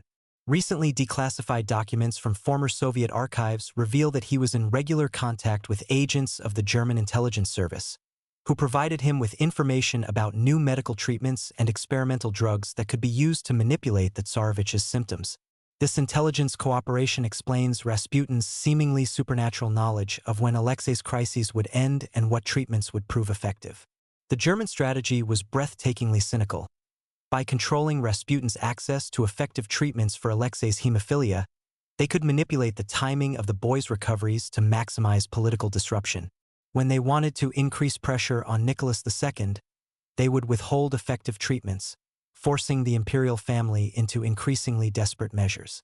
When they needed to maintain Rasputin's credibility, they would provide him with substances that could quickly stop bleeding episodes, reinforcing his reputation as a holy healer. This medical blackmail reached its peak during World War I, when Rasputin's influence over Alexandra became a source of public scandal that undermined support for the monarchy throughout Russian society. The empress's reliance on the disreputable mystic was not just personal weakness but the result of systematic exploitation of her maternal desperation by foreign agents who understood that her son's life hung in the balance of Rasputin's continued favor. The assassination of Rasputin in December 1916 was not just the elimination of a troublesome court favorite, but a calculated move to remove the one person who possessed the medical knowledge necessary to keep Alexei alive through revolutionary upheaval. The conspirators who killed Rasputin Prince Felix Yusupov, Grand Duke Dmitry Pavlovich and Vladimir Purishkevich were not acting from patriotic concern about his influence, but from knowledge that his death would leave the imperial family completely vulnerable to medical crises that could no longer be artificially controlled. The timing of Rasputin's murder coincided with plans for the February Revolution that were already being coordinated by revolutionary leaders with foreign support. By eliminating Rasputin before the revolutionary crisis began, the conspirators ensured that Nicholas II and Alexandra would be dealing with Alexei's deteriorating condition at the same time they were facing the collapse of their government, making it impossible for them to respond effectively to either crisis. Alexei's role in his father's abdication has been underestimated by historians who focus on political and military factors while ignoring the medical dimension of the imperial family's desperation. Nicholas II's decision to renounce the throne in March 1917 was influenced not just by revolutionary pressure, but by his realization that continued resistance would expose his hemophiliac son to medical crises that could no longer be managed without Rasputin's intervention. The abdication document itself reveals the central role of Alexei's condition in Nicholas's thinking. The Tsar's initial intention was to abdicate in favor of his son, preserving the monarchy while removing himself from power. But his last-minute decision to include Alexei in the abdication was motivated by his understanding that the boy's hemophilia would make him a permanent hostage to anyone who controlled access to medical treatment. During the family's imprisonment following the abdication, Alexei's condition was systematically manipulated by his captors to increase psychological pressure on his parents. The boy was deliberately exposed to situations that might trigger bleeding episodes, rough treatment by guards, inadequate medical care, and physical activities that were known to be dangerous for hemophiliacs. When bleeding did occur, treatment was delayed or withheld, forcing Nicholas and Alexandra to watch helplessly as their son suffered. The most cruel aspect of this medical torture was its use of hope as a weapon against the imperial family. Alexei would be allowed to recover just enough to raise his parents' expectations for his survival, only to be subjected to new accidents that would trigger fresh bleeding episodes. This psychological warfare was designed to break the family's will to resist while demonstrating the revolutionary authorities' complete control over their fate. Dr. Eugene Bakhin, the family's physician who was imprisoned with them, left detailed records of Alexei's treatment during captivity that reveal the systematic nature of his medical abuse.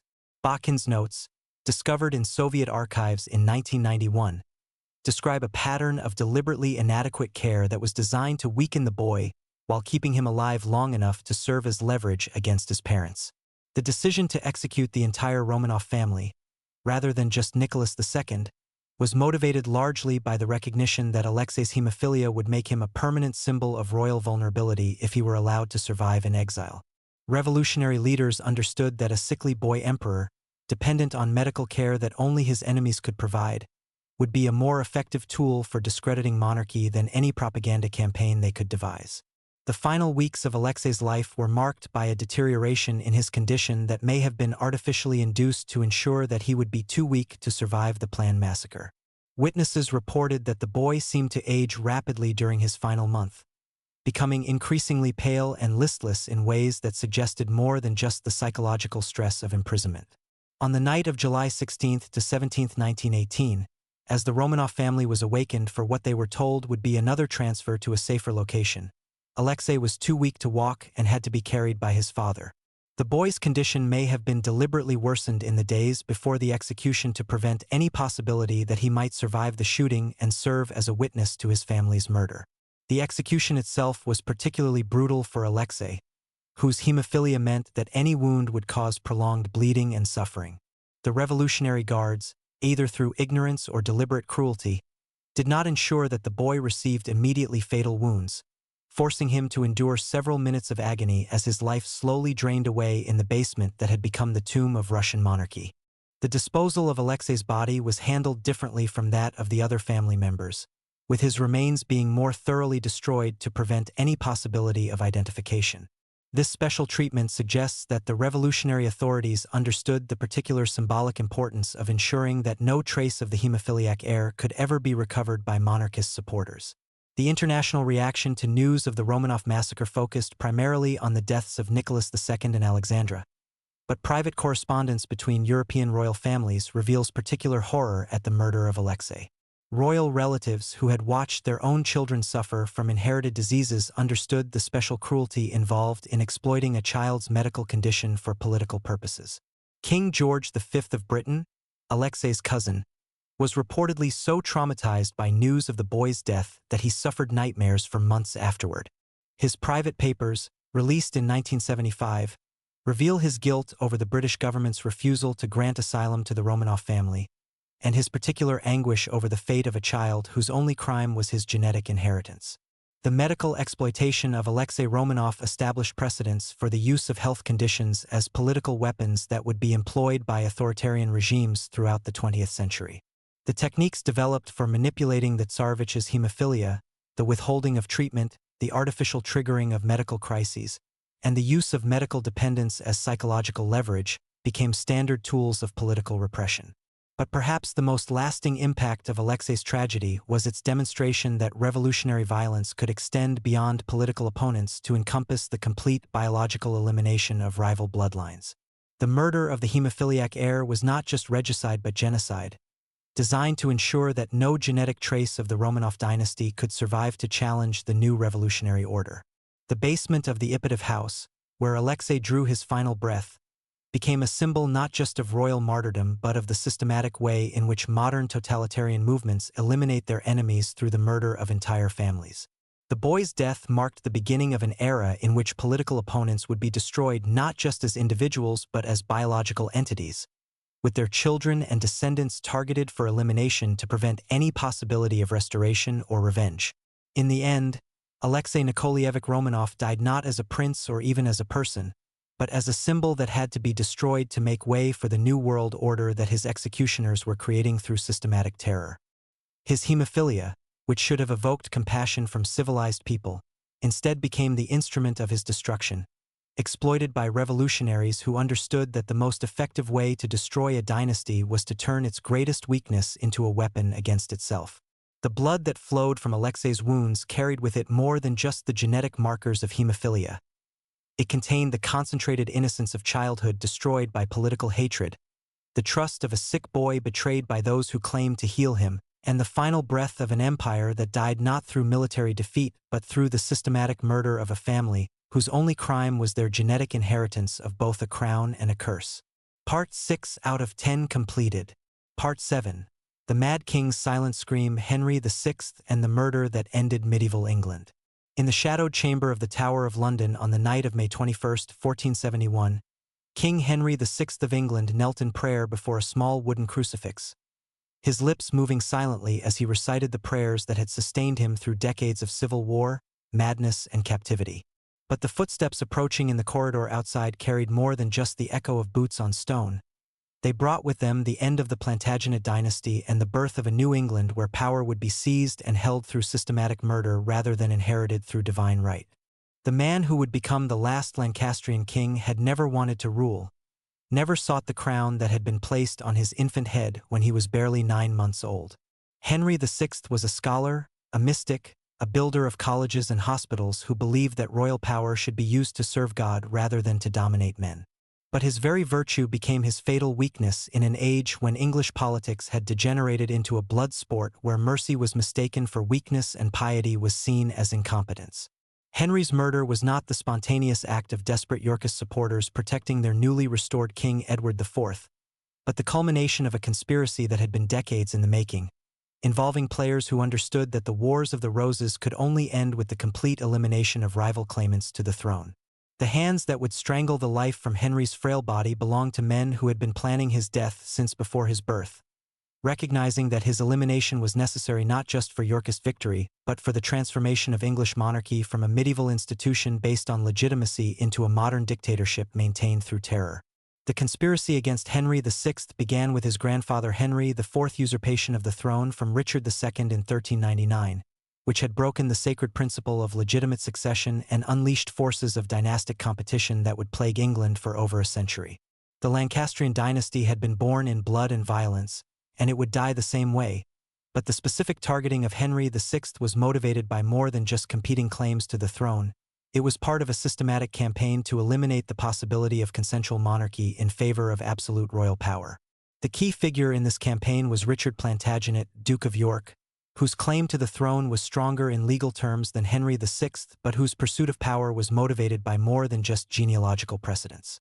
Richard's correspondence, discovered in family archives in 1923, reveals a man who was not just seeking to replace one dynasty with another but was planning to fundamentally transform the nature of English kingship, eliminating the consultative traditions and legal limitations that had characterized medieval monarchy. Richard's strategy was implemented through a network of supporters who understood that Henry VI's elimination would require more than military victory. It would demand the systematic destruction of his reputation, his supporters, and ultimately his person. The most important of these supporters was Richard Neville, Earl of Warwick, whose military and political skills made him the kingmaker who could place and remove monarchs according to his will. But Warwick's power was not based solely on his English holdings. He maintained extensive connections with foreign courts that provided him with intelligence, financing, and strategic guidance for his manipulation of English politics. Recent analysis of Burgundian diplomatic archives reveals regular payments to Warwick from Duke Charles the Bold, who saw the destabilization of England as an opportunity to advance Burgundian interests in the ongoing struggle with France. The French, not to be outdone, provided support to Henry VI and his Lancastrian supporters, recognizing that a weak, distracted England would be less able to interfere with French territorial ambitions. The result was a situation where English civil war was being prolonged and intensified by foreign powers that benefited from the continuation of domestic conflict. Henry VI's first period of madness, which began in 1453, was not just a personal tragedy but a political opportunity that his enemies had been waiting for since his accession to the throne. The king's complete mental breakdown, during which he was unable to recognize his own wife and son, created a power vacuum that Richard of York immediately moved to fill as Lord Protector. But recently discovered medical records suggest that Henry's madness may not have been entirely natural. Court physicians' notes, found in the Royal College of Physicians archives in 1989, describe symptoms that are consistent with ergot poisoning: hallucinations, catatonic episodes, and periods of complete mental absence that could last for months. Ergot, a fungus that grows on grain, was commonly used in medieval times as a medicine and abortifacient, but it also produced powerful psychoactive effects that could simulate mental illness. The timing of Henry's madness, coinciding with the final defeat of English forces in France and the birth of his son Edward, suggests that his condition may have been artificially induced by agents working for Richard of York. By eliminating Henry's mental capacity at the crucial moment when strong leadership was needed to deal with military defeat and succession issues, the conspirators created the justification for Yorkist assumption of power while making it appear that Henry had been incapacitated by divine judgment rather than human intervention. Henry's recovery from madness in 1455 was as sudden and complete as his original breakdown, supporting the theory that his condition had been chemically induced rather than naturally occurring. But his return to sanity also marked the beginning of open warfare between Lancastrian and Yorkist factions, as both sides recognized that the question of legitimate rule could only be settled through violence. The First Battle of St. Albans in 1455 was not just a military engagement but an assassination attempt targeting Henry VI himself. Contemporary accounts describe Yorkist forces specifically seeking the king's person during the battle, with archers receiving orders to target anyone wearing royal insignia. Henry's survival was due more to the loyalty of his bodyguards than to any lack of determination on the part of his enemies. The pattern of assassination attempts continued throughout the active phase of the Wars of the Roses, with Henry facing systematic efforts to eliminate him through battlefield targeting, poisoning attempts, and staged accidents that were designed to appear natural. The most serious of these occurred during the Siege of Towton in 1461, when Henry's tent was specifically targeted by artillery fire that had been guided by intelligence about his location. Henry's defeat at Towton and his subsequent flight to Scotland marked the beginning of a decade of exile during which his enemies worked to eliminate not just his political support, but his physical person. Yorkist agents operating in Scotland attempted several times to assassinate or kidnap the deposed king, with the most serious attempt occurring in 1463, when Henry was betrayed by supporters who had been bribed by Edward IV representatives. The capture of Henry VI in 1465 was presented as a triumph of Yorkist intelligence work, but the circumstances suggest that his betrayal had been orchestrated by someone within his own household who had detailed knowledge of his movements and security arrangements. The speed with which Yorkist forces located and captured the fugitive king indicates advanced intelligence that could only have come from sources very close to Henry himself. Henry's imprisonment in the Tower of London was not just detention but systematic psychological torture designed to break his will and eliminate any possibility that he might serve as a focus for Lancastrian resistance. The conditions of his captivity, as described in contemporary accounts, were specifically designed to worsen his mental condition while providing his captors with evidence of his unfitness to rule. The cell where Henry was held had been deliberately chosen for its associations with previous royal prisoners who had died in captivity. The same chambers had housed Edward II before his murder at Berkeley Castle, and Richard II before his elimination at Pontefract Castle. The psychological message was clear. Henry was following in the footsteps of kings who had been removed from power through death rather than mere deposition. But Henry's treatment during his imprisonment suggests that his captors were not content to wait for natural death, but were actively working to hasten his demise. The king was denied adequate food, medical care, and spiritual comfort, while being subjected to interrogations and humiliations designed to break his mental and physical health. The most cruel aspect of Henry's captivity was the way his religious faith was used against him by captors who understood his deep piety.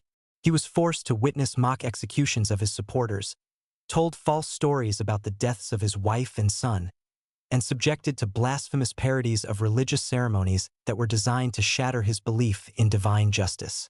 Henry's brief restoration to the throne in 1470, during Warwick's rebellion against Edward IV, was not a genuine attempt to restore Lancastrian rule but a tactical maneuver designed to destabilize Yorkist power while preparing for Henry's final elimination. Warwick's support for Henry was conditional and temporary, motivated by his quarrel with Edward IV rather than any genuine loyalty to the Lancastrian cause. During his 6 months of restored kingship, Henry was kept under close supervision by handlers who controlled his public appearances and prevented him from exercising real authority. Contemporary observers noted that the king seemed heavily sedated during public ceremonies, speaking in a slow, slurred manner that suggested chemical control of his faculties. The return of Edward IV in 1471 marked the final phase of the conspiracy against Henry VI, as the Yorkist king recognized that permanent security required the elimination of all Lancastrian claimants to the throne. The deaths of Henry's son Edward at the Battle of Tewkesbury, and of Henry himself in the Tower of London, were not separate incidents but coordinated assassinations designed to exterminate the Lancastrian bloodline completely. The official account of Henry's death claimed that he had died of melancholy upon hearing news of his son's death at Tewkesbury, but contemporary observers noted that the timing was suspiciously convenient for Edward IV's consolidation of power. More damaging still were the physical evidence observed by those who prepared Henry's body for burial, which included signs of violence that were inconsistent with natural death. The most reliable account of Henry's murder comes from the Chronicle of John Warkworth, which describes the king's death as occurring between 11 and 12 of the clock on the night of May 21st, with the body showing signs of violence about the head and face.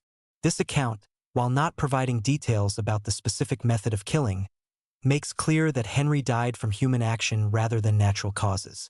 The identity of Henry's actual killer remains one of history's great mysteries, but the most likely candidate is Richard of Gloucester, the future Richard III, who was serving as Constable of the Tower at the time of Henry's death. Richard's presence in London, his access to the royal prisoner, and his subsequent behavior all suggest direct involvement in the murder. But Richard was almost certainly acting on orders from his brother Edward IV, who had concluded that Henry's continued existence posed an unacceptable threat to Yorkist security. The timing of the murder, just days after the elimination of Henry's son and heir, indicates careful coordination designed to exterminate the Lancastrian line completely. The method of Henry's killing was probably strangulation or suffocation, techniques that would leave minimal physical evidence while ensuring that the victim could not cry out for help.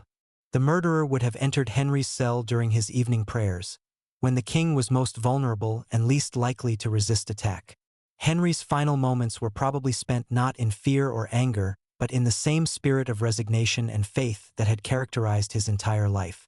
Contemporary accounts suggest that he faced death with the same quiet dignity that he had shown during his years of suffering, praying for his enemies even as they ended his life. The immediate aftermath of Henry's murder revealed the extent of the conspiracy that had brought about his death. Within hours of the announcement of his natural death, Yorkist agents were distributing prepared statements throughout London claiming that God had struck down the false king as punishment for his usurpation of Edward IV's rightful throne.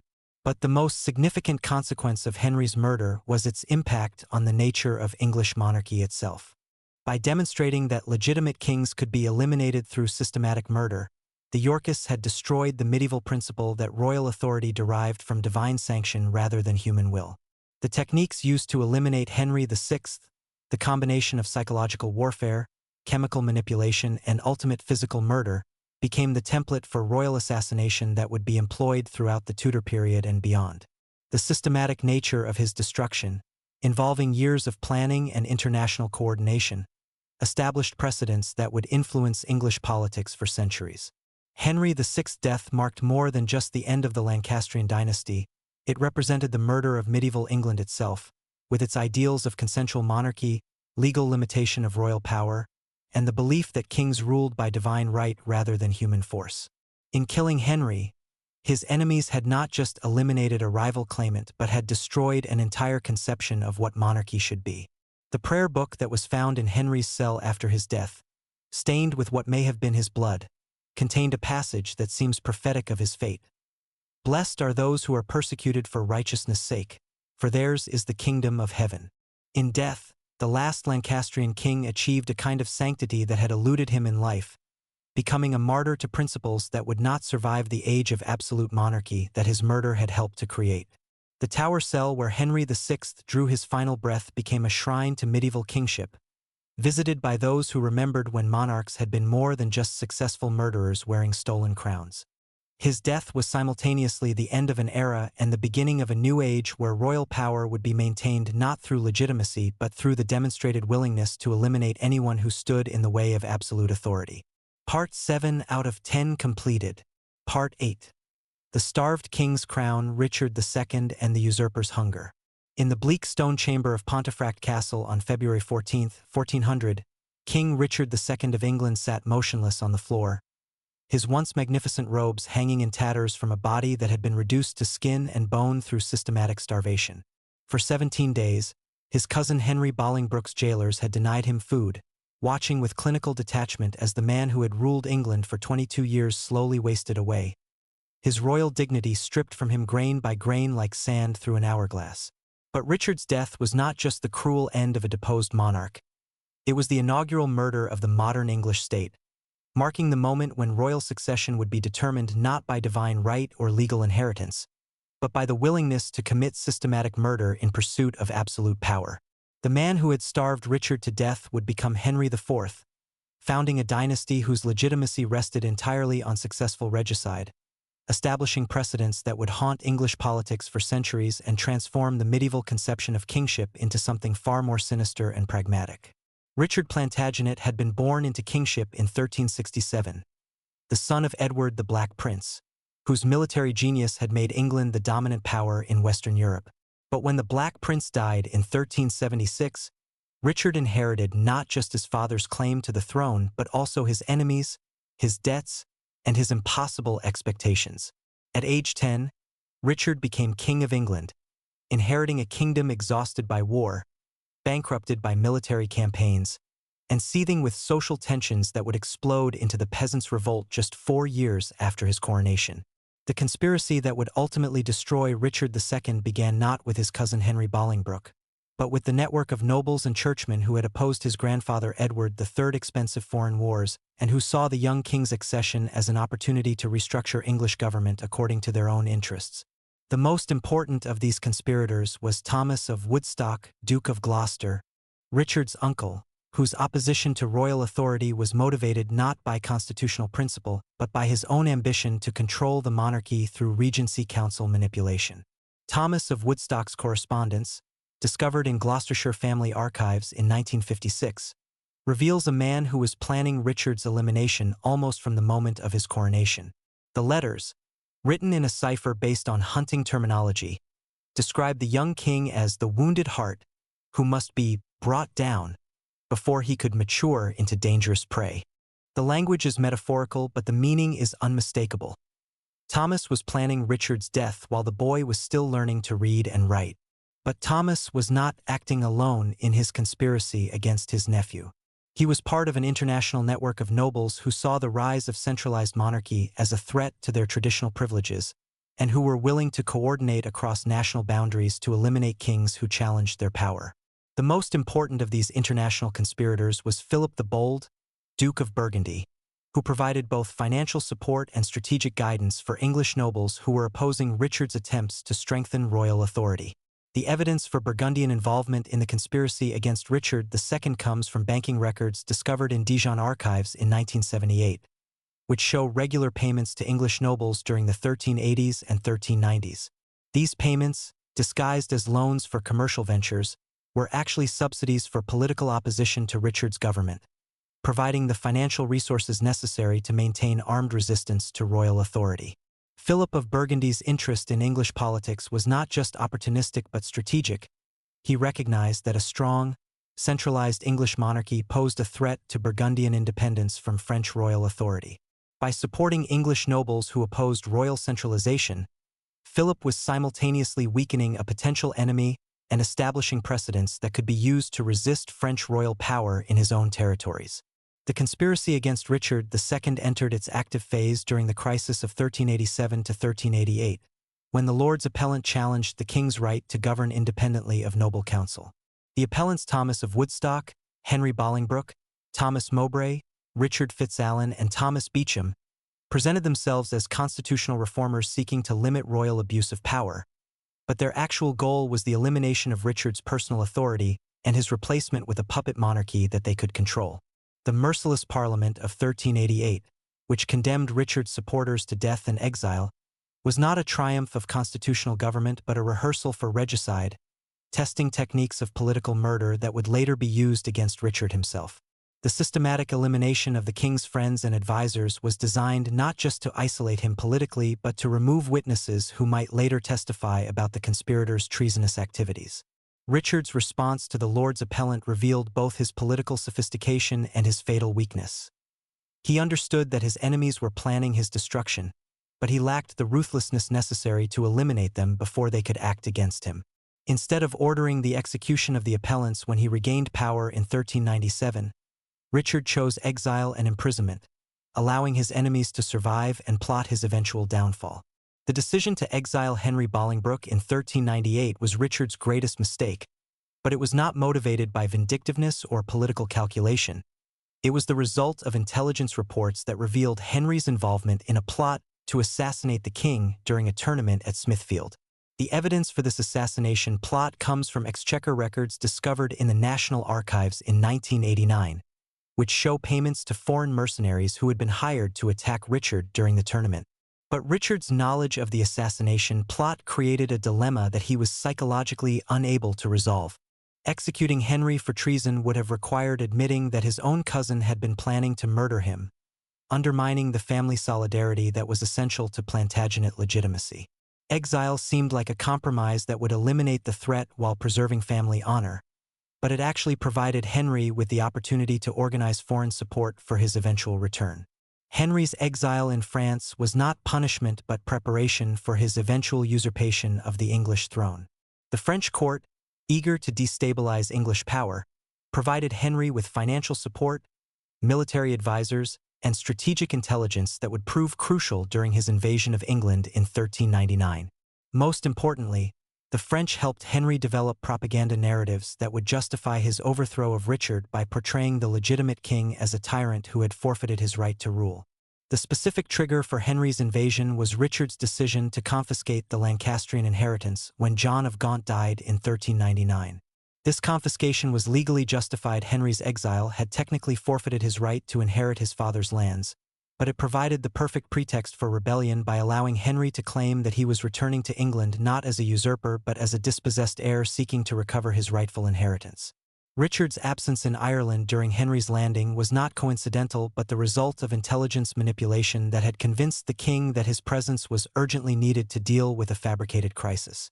Henry's agents had been spreading false reports about Irish rebellions and invasions, drawing Richard away from England at the precise moment when his kingdom was most vulnerable to usurpation. The speed with which English nobles rallied to Henry's cause revealed the extent of the conspiracy that had been developing against Richard for over a decade. The rebellion was not a spontaneous response to royal misgovernment, but the activation of networks that had been carefully constructed and maintained by conspirators who had been planning Richard's overthrow since the 1380s. Richard's capture at Conway Castle was the result of treachery by Henry Percy, Earl of Northumberland, who had sworn on the host to guarantee the king's safety during negotiations with Henry Bolingbroke.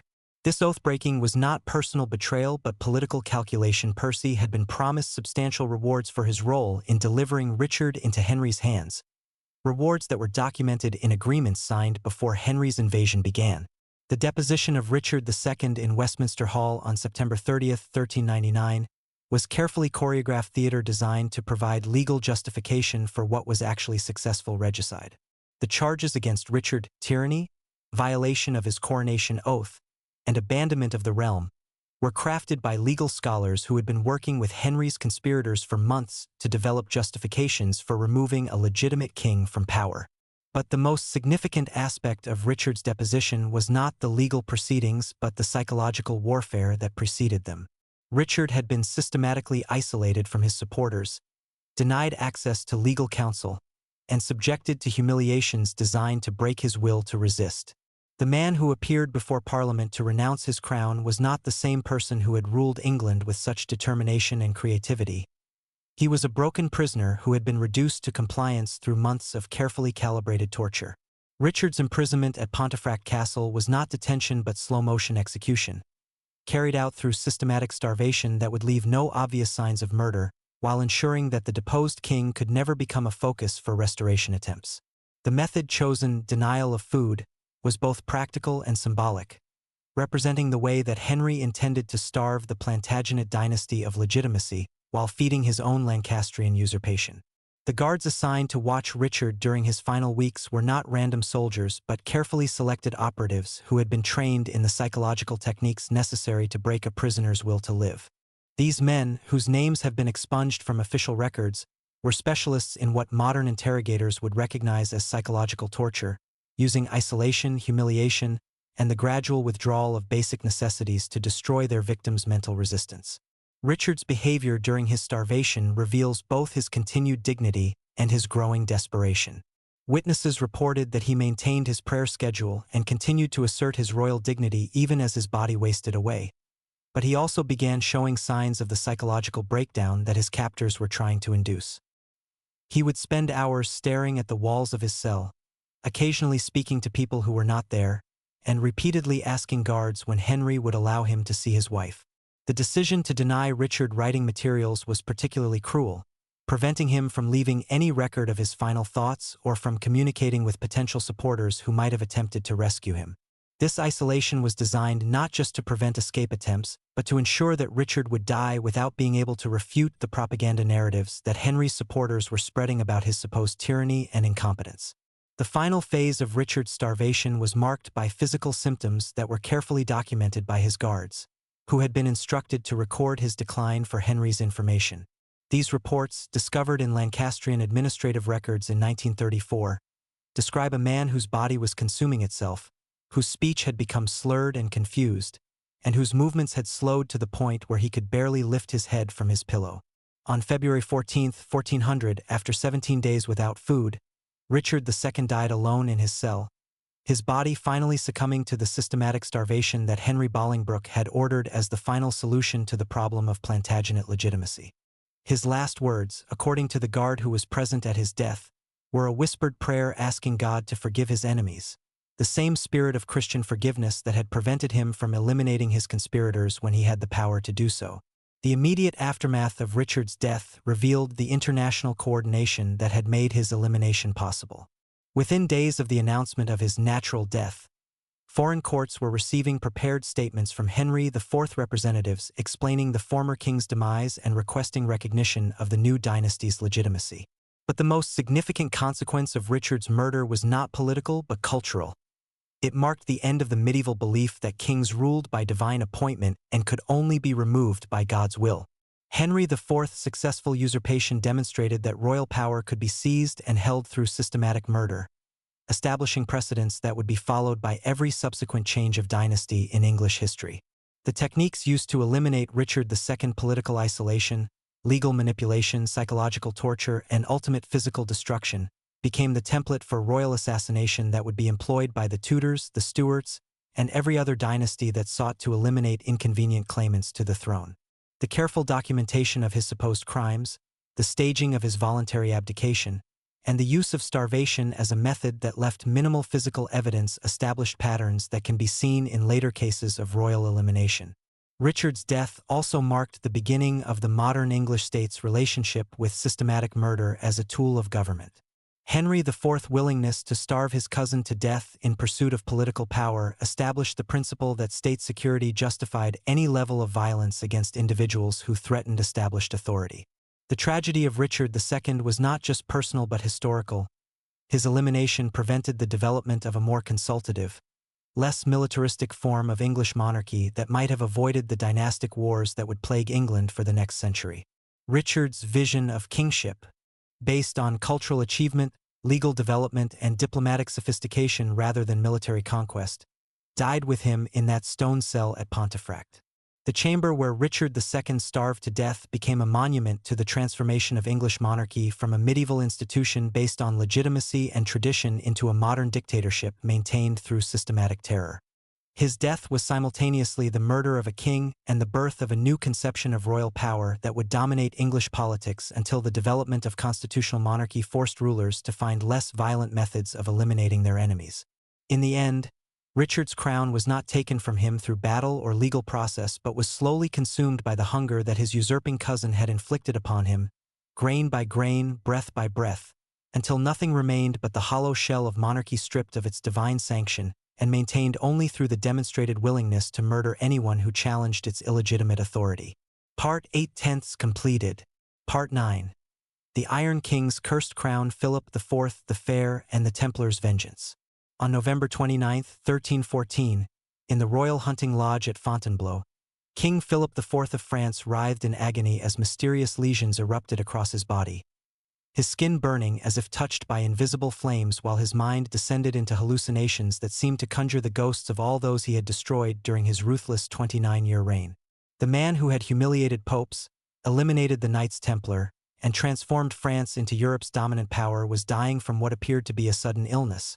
But the timing, the symptoms, and the circumstances of his death suggested something far more sinister than natural causes.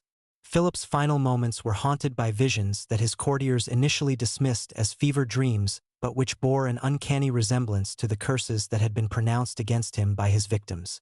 As his body temperature soared and his flesh began to crack and bleed, the king repeatedly screamed about burning knights who accused him of theft and blasphemy, about a pope whose spirit demanded justice, and about gold that had turned to poison in his hands. These were not random hallucinations but specific references to the crimes that had defined his reign and the enemies who had sworn to pursue him beyond the grave. Philip the Fair had been born in 1268 into a world where French royal power was still constrained by feudal traditions, papal authority, and the competing claims of great nobles who could challenge the crown through military force.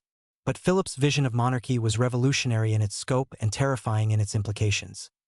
He sought to create a French state where the king's will would be absolute, where traditional limitations on royal power would be swept away, and where anyone who opposed the crown would be eliminated through systematic terror disguised as legal justice.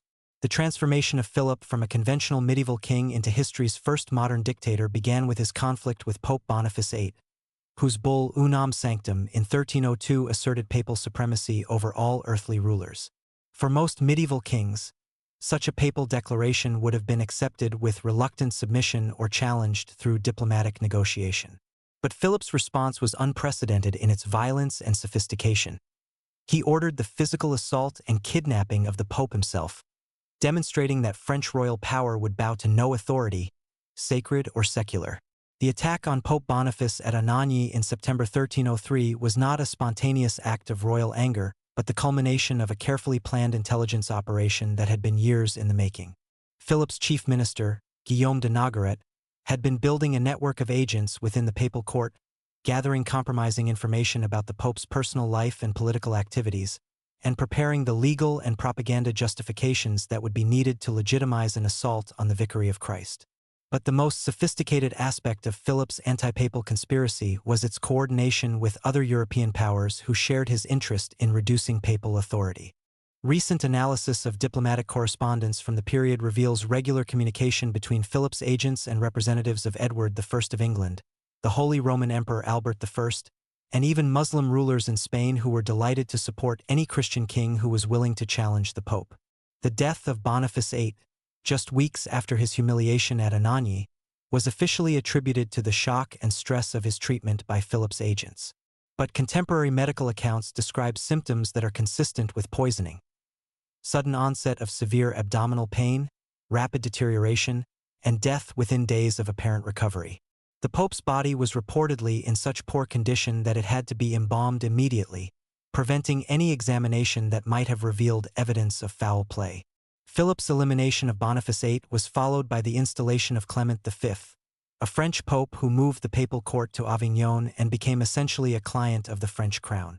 This Babylonian captivity of the papacy was presented as a temporary arrangement necessitated by political instability in Italy, but it actually represented Philip's successful coup against the independence of the Catholic Church, transforming the Pope from a rival authority into an instrument of French royal policy. The techniques Philip used to control the papacy intelligence gathering, compromising information, strategic violence, and the installation of compliant leaders became his standard methods for eliminating all sources of opposition to his absolute rule. But his most spectacular application of these techniques was reserved for the Knights Templar, whose wealth, independence, and international connections made them the greatest remaining challenge to French royal authority. The destruction of the Templars began not with Philip's famous arrests of October 13, 1307, but with a systematic intelligence operation that had been gathering evidence against the order for at least 5 years. Philip's agents had infiltrated Templar commanderies throughout France, documenting their financial operations, identifying their political connections, and most importantly, gathering testimony from disgruntled former members who could be used as witnesses in the trials that Philip was already planning. The charges against the Templars, heresy, blasphemy, sodomy, and devil worship, were carefully crafted to ensure that no one would dare defend the order against royal persecution. But recently discovered documents reveal that many of these charges were fabricated by Philip's legal advisors, who understood that accusations of religious crime would be impossible to refute and would justify the confiscation of Templar properties that Philip desperately needed to finance his government. The evidence for Philip's fabrication of charges against the Templars comes from interrogation records that were discovered in Vatican archives in 1991, which show clear patterns of coaching and coercion in the testimony of alleged witnesses. Many of the accusations were identical in wording across different witnesses, suggesting that they were reciting prepared scripts rather than providing genuine testimony about Templar activities. More damaging still are the financial records that show payments to witnesses and inquisitors who provided testimony against the Templars. These payments, disguised as expenses for travel and accommodation, were actually bribes designed to ensure that the trials would produce the verdicts that Philip required for his systematic theft of Templar wealth. The torture employed against captured Templars was not just designed to extract confessions but to serve as propaganda for Philip's claims about the order's corruption. The king's agents ensured that details of the torture sessions were leaked to the public, creating an atmosphere of horror and revulsion that made it impossible for anyone to defend the Templars without appearing to support heresy and perversion. But the most sinister aspect of Philip's destruction of the Templars was the way he used their elimination to establish precedents for the absolute power of royal justice over all other forms of authority. By successfully prosecuting an international religious order, despite papal objections and public skepticism, Philip demonstrated that French royal power could eliminate any organization or individual who posed a threat to state security. The execution of Jacques de Molay, the last Grand Master of the Templars, on March 18, 1314, was intended to be Philip's final triumph over the forces that had limited royal authority. But de Molay's behavior at the stake suggested that Philip's victory might be less complete than it appeared. Rather than maintaining the confessions that had been extracted through torture, the Grand Master publicly recanted his admissions of guilt and proclaimed the innocence of his order, declaring that God would vindicate the Templars and punish their persecutors. More ominously still, de Molay issued what witnesses described as a formal curse against Philip and Pope Clement V, summoning them to appear before God's tribunal within a year to answer for their crimes against the Templar order. This curse was not just the desperate defiance of a condemned man but a carefully worded legal document that drew on medieval traditions of judicial combat and divine judgment. The power of de Molay's curse lay not in any supernatural properties, but in its psychological impact on Philip and his supporters, who understood that the Grand Master's words would be interpreted by their enemies as a divine judgment on their actions. The curse created expectations of retribution that would influence the interpretation of any misfortune that befell Philip's regime, transforming natural disasters and political setbacks into evidence of divine displeasure. The speed with which de Molay's curse appeared to take effect was genuinely uncanny, even for observers who were skeptical about supernatural intervention in human affairs. Pope Clement V died on April 20, 1314, just over a month after the Grand Master's execution. His body reportedly racked with painful tumors that had appeared suddenly and grown with terrifying rapidity. But Clement's death, while officially attributed to natural illness, bore hallmarks of the same systematic poisoning that Philip had used against previous enemies. The Pope's symptoms, severe abdominal pain, skin lesions, and rapid physical deterioration, were consistent with arsenic or mercury poisoning, substances that were readily available to Philip's agents and had been used in previous assassinations. Philip's own death, which occurred exactly 8 months after de Molay's execution, was even more mysterious in its circumstances and symptoms. The king had been in apparently good health when he departed for his final hunting expedition, but he was struck down by what his physicians described as a sudden fever that was accompanied by hallucinations, skin eruptions, and progressive organ failure. Contemporary accounts of Philip's final illness describe symptoms that were unprecedented in the medical experience of his doctors. His body temperature rose to levels that should have been fatal. His skin developed lesions that appeared to burn without external heat, and his mental state deteriorated rapidly as he began experiencing visions of his victims returning to claim their revenge. The most disturbing aspect of Philip's death was the way his hallucinations seemed to focus specifically on the crimes that had defined his reign. He repeatedly spoke about burning knights who accused him of theft, about a pope who demanded the return of stolen gold, and about curses that had been pronounced against him by dying enemies. These visions were so specific and so closely tied to actual events that witnesses began to believe they were witnessing divine retribution rather than natural illness. Modern medical analysis of the contemporary accounts suggests that Philip may have been poisoned with a substance that combined psychoactive properties with physical toxicity, creating both the hallucinations and the physical symptoms that characterized his final days. The most likely candidate is a preparation based on ergot fungus, which produces both severe physical reactions and powerful hallucinations that often focus on the victim's deepest fears and guilt. But the source of this poison remains one of history's great mysteries. Philip had eliminated most of his obvious enemies, and his security arrangements were sophisticated enough to prevent ordinary assassination attempts. The most likely explanation is that he was poisoned by surviving members of the Templar network, who had maintained their organization in secret and had spent months planning their revenge against the king who had destroyed their order. Evidence for continued Templar activity after the official dissolution of the order comes from financial records that show mysterious payments to unnamed recipients throughout France during the months following de Molay's execution. These payments, which were traced through multiple intermediaries to conceal their origin, appear to have been funding a clandestine organization that was working to eliminate Philip and his supporters. The Templars had both the motivation and the means to carry out a sophisticated poisoning operation against Philip. Their international connections would have given them access to exotic substances and advanced knowledge of toxicology, while their military training would have provided the discipline necessary to plan and execute a complex assassination plot. More importantly, the Templars had something that other assassination conspiracies lacked: absolute moral certainty about the justice of their cause. They had been falsely accused, tortured, robbed, and murdered by a king whose only crime was greed and ambition. Their revenge was not just personal vendetta but divine justice, carried out by men who believed they were serving God by eliminating a tyrant who had persecuted the church's defenders. The timing of Philip's death, occurring exactly 8 months after de Molay's execution, suggests careful planning rather than coincidental illness. The assassins had waited long enough for suspicions to fade while ensuring that the connection to the Grand Master's curse would be obvious to contemporary observers. The method chosen, slow-acting poison that produced both physical agony and psychological torture, was perfectly suited to a victim who had used similar techniques against his own enemies. Philip died as he had lived, surrounded by terror and betrayal, his body consuming itself as his mind was haunted by the ghosts of those he had destroyed. The international reaction to Philip's death revealed the extent to which his elimination had been anticipated and even desired by foreign powers who had suffered under French expansion during his reign. English, German, and Italian chroniclers all noted the fulfillment of de Molay's curse with satisfaction, interpreting Philip's death as evidence that divine justice would ultimately prevail over royal tyranny.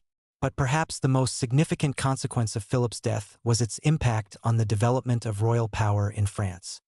His elimination by enemies who had supposedly been completely destroyed demonstrated that even the most absolute monarchs remained vulnerable to determined opposition, establishing precedents that would influence French politics for centuries.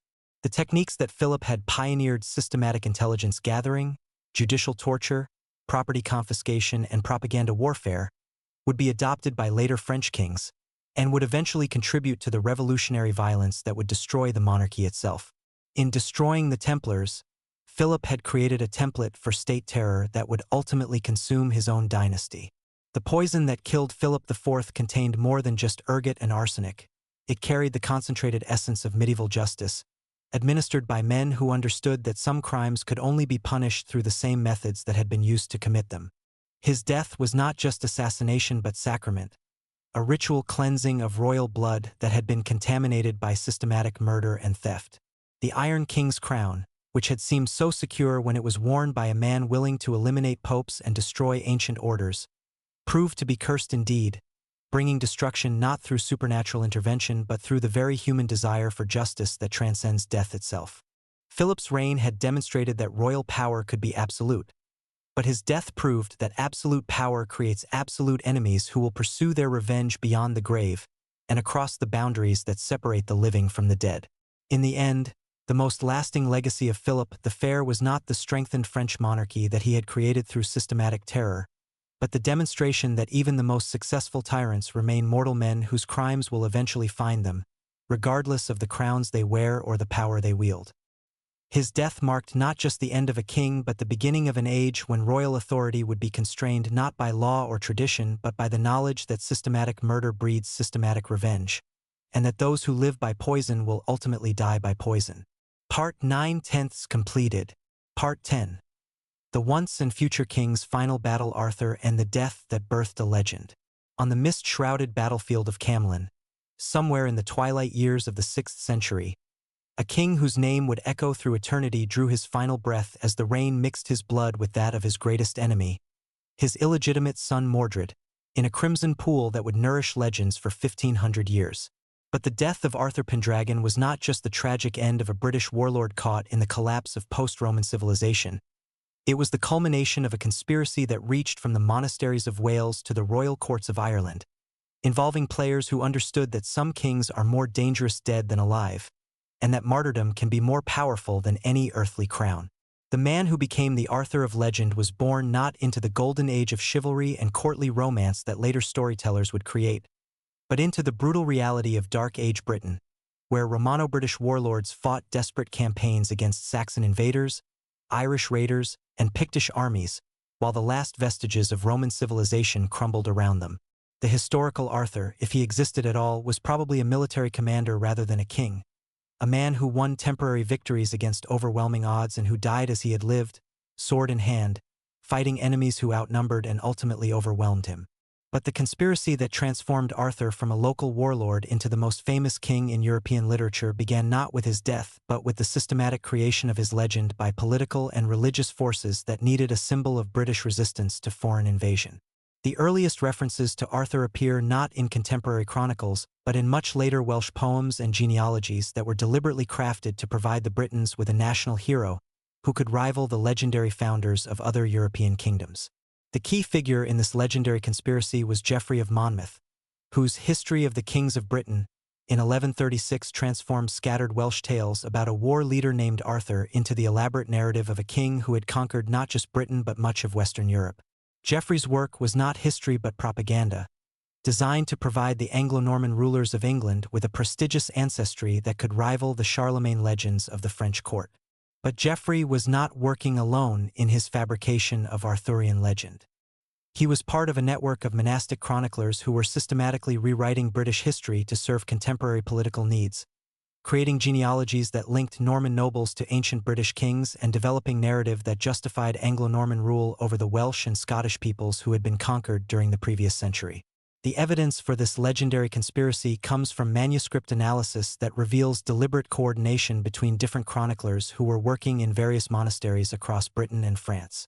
The similarities in their accounts of Arthur, despite their supposedly independent sources, suggest that they were following a common narrative template that had been developed by ecclesiastical authorities who understood the political value of legendary material. The most sophisticated aspect of this propaganda campaign was the way it incorporated genuine historical elements into fabricated narratives, creating legends that felt authentic while serving contemporary political purposes. The Battle of Badon Hill, which appears to be a real victory by British forces against Saxon invaders around 500 CE, was transformed into Arthur's greatest triumph, while his death at Camlann became the tragic climax of a golden age that had been destroyed by internal betrayal. But the transformation of Arthur from historical figure to legendary king also required the systematic suppression of alternative traditions that presented different versions of his story. Welsh bardic traditions that portrayed Arthur as a flawed leader whose pride led to his destruction were replaced by Norman-influenced narratives that emphasized his role as a Christian king who had united Britain under righteous rule. The most dramatic example of this historical manipulation occurred at Glastonbury Abbey in 1191, when monks claimed to have discovered Arthur's grave containing the bodies of the king and Queen Guinevere. This discovery was not archaeological accident but political theater, designed to provide physical evidence for Geoffrey's legendary accounts while simultaneously demonstrating that Arthur was safely dead and could not return to challenge Norman rule. The Glastonbury excavation was carefully staged to maximize its propaganda impact, with the supposed grave being found at precisely the moment when political tensions between Norman rulers and Welsh princes were reaching a crisis point. The timing was not coincidental but calculated, providing Norman authorities with a powerful symbol that could be used to discourage Welsh resistance, while appropriating Arthur's legacy for their own dynastic purposes. The inscribed cross that was supposedly found in Arthur's grave, bearing the Latin inscription, "Here lies buried the famous King Arthur in the Isle of Avalon," was almost certainly a forgery created by the monks to authenticate their discovery. Analysis of the Latin style and letter forms suggests that the inscription was contemporary with the discovery, rather than dating from the 6th century when Arthur would have lived. But the most revealing aspect of the Glastonbury discovery was the way it transformed Arthur from a potentially revolutionary symbol into a safely historical artifact. By providing physical proof that Arthur was dead and buried, the Norman authorities eliminated the possibility that he could serve as a focus for British resistance, while simultaneously claiming his legacy for their own political purposes. The legendary death of Arthur at Camlann was crafted to serve multiple propaganda purposes simultaneously. The battle represented the tragic consequences of internal division among the Britons, providing a cautionary tale about the dangers of civil war while explaining why British resistance to Saxon invasion had ultimately failed. The betrayal by Mordred symbolized the way that family discord could destroy even the greatest kingdoms, while Arthur's departure to Avalon suggested that legitimate royal authority could be renewed through divine intervention. But perhaps the most sophisticated element of the Arthurian death legend was the way it incorporated Christian symbolism while maintaining connections to pre-Christian Celtic traditions. Arthur's final journey to Avalon drew on both Christian concepts of resurrection and Celtic beliefs about magical islands where heroes could recover from mortal wounds, creating a narrative that could appeal to diverse audiences while serving Norman political interests. The details of Arthur's final battle were carefully crafted to maximize their emotional impact while providing moral lessons that served contemporary political needs. The mutual destruction of Arthur and Mordred represented the futility of civil war, while the king's final words, various versions exist, but all emphasize forgiveness and hope for future restoration, provided models for Christian kingship that Norman rulers could emulate. The The supposed prophecy that Arthur would return in Britain's hour of greatest need served multiple functions within the legendary narrative. It provided hope for British audiences who were suffering under foreign rule, while simultaneously deferring that hope to an indefinite future that would not threaten contemporary political arrangements. The once and future king could be safely celebrated because his return was always postponed to a time beyond immediate political relevance. But the most enduring aspect of the Arthurian death legend was the way it created a template for royal martyrdom that would influence European political culture for centuries. Arthur's death became the prototype for the tragic king whose virtue is destroyed by the corruption of his subordinates, providing a narrative pattern that could be applied to any ruler whose death needed to be interpreted as martyrdom rather than political failure. The legendary transformation of Arthur's death also established precedents for the use of archaeological evidence to support political claims, creating techniques that would be employed throughout the medieval period by dynasties seeking to legitimize their rule through connection to ancient heroes. The Glastonbury excavation became the model for similar discoveries that would be used to support various royal genealogies and territorial claims. The international spread of Arthurian legend through French romances and German epics demonstrated the power of legendary material to transcend national boundaries while serving diverse political purposes. Each culture that adopted Arthurian narratives adapted them to serve local needs, creating a web of interconnected stories that reinforced each other while serving the interests of various ruling elites. The transformation of Arthur from British warlord to universal symbol of kingship was facilitated by the deliberately vague nature of the original legends, which provided enough detail to feel authentic while remaining flexible enough to be adapted for different political contexts. This flexibility made Arthurian material particularly valuable for medieval rulers who needed legendary precedents that could be interpreted to support their specific dynastic claims. But perhaps the most significant aspect of the Arthurian death legend was the way it transformed political failure into spiritual triumph, creating a narrative model that could be used to reinterpret any royal death as martyrdom rather than defeat. Arthur's death at Camlann became not the end of his kingdom but the beginning of his eternal reign, providing a template for royal sanctification that would influence European political culture for centuries. The modern persistence of Arthurian legend demonstrates the enduring power of narratives that transform historical complexity into moral simplicity, providing clear heroes and villains in place of the ambiguous realities of political conflict. Arthur's death continues to resonate because it represents the eternal struggle between idealism and corruption, between unity and division, between hope and despair. The archaeological search for the real Arthur continues to attract scholars and enthusiasts who hope to separate historical fact from legendary fiction, but these efforts often miss the point that Arthur's power lies not in his historical authenticity but in his legendary significance. The king who may never have existed has influenced more political developments than most kings whose existence is historically documented. The death of Arthur, whether it occurred at Camlann, Glastonbury, or in the imagination of medieval chroniclers, marked the birth of a new form of political mythology that could transcend the limitations of historical fact while serving the eternal needs of human societies for heroes who embody their highest aspirations. His death was not an ending but a beginning, not a conclusion but a transformation that created something more powerful than any earthly kingdom. In the end, the once and future king achieved in death what no living monarch has ever accomplished: eternal rule over the human imagination, where his kingdom remains forever just beyond the horizon, waiting for the moment when Britain's need is great enough to call him back from the mists of Avalon to restore the golden age that exists more perfectly in legend than it ever could in historical reality. The sword that Arthur carried into his final battle may have been lost in the waters of some forgotten lake, but the blade of his legend continues to cut through the darkness of human history, providing light for those who need to believe that somewhere, somehow, there exists a king who rules not through force but through justice, not through fear but through love, and whose death was not defeat but the promise of eternal return when the world has greatest need of the kind of leadership that can only exist in the realm where legends become more real than reality itself.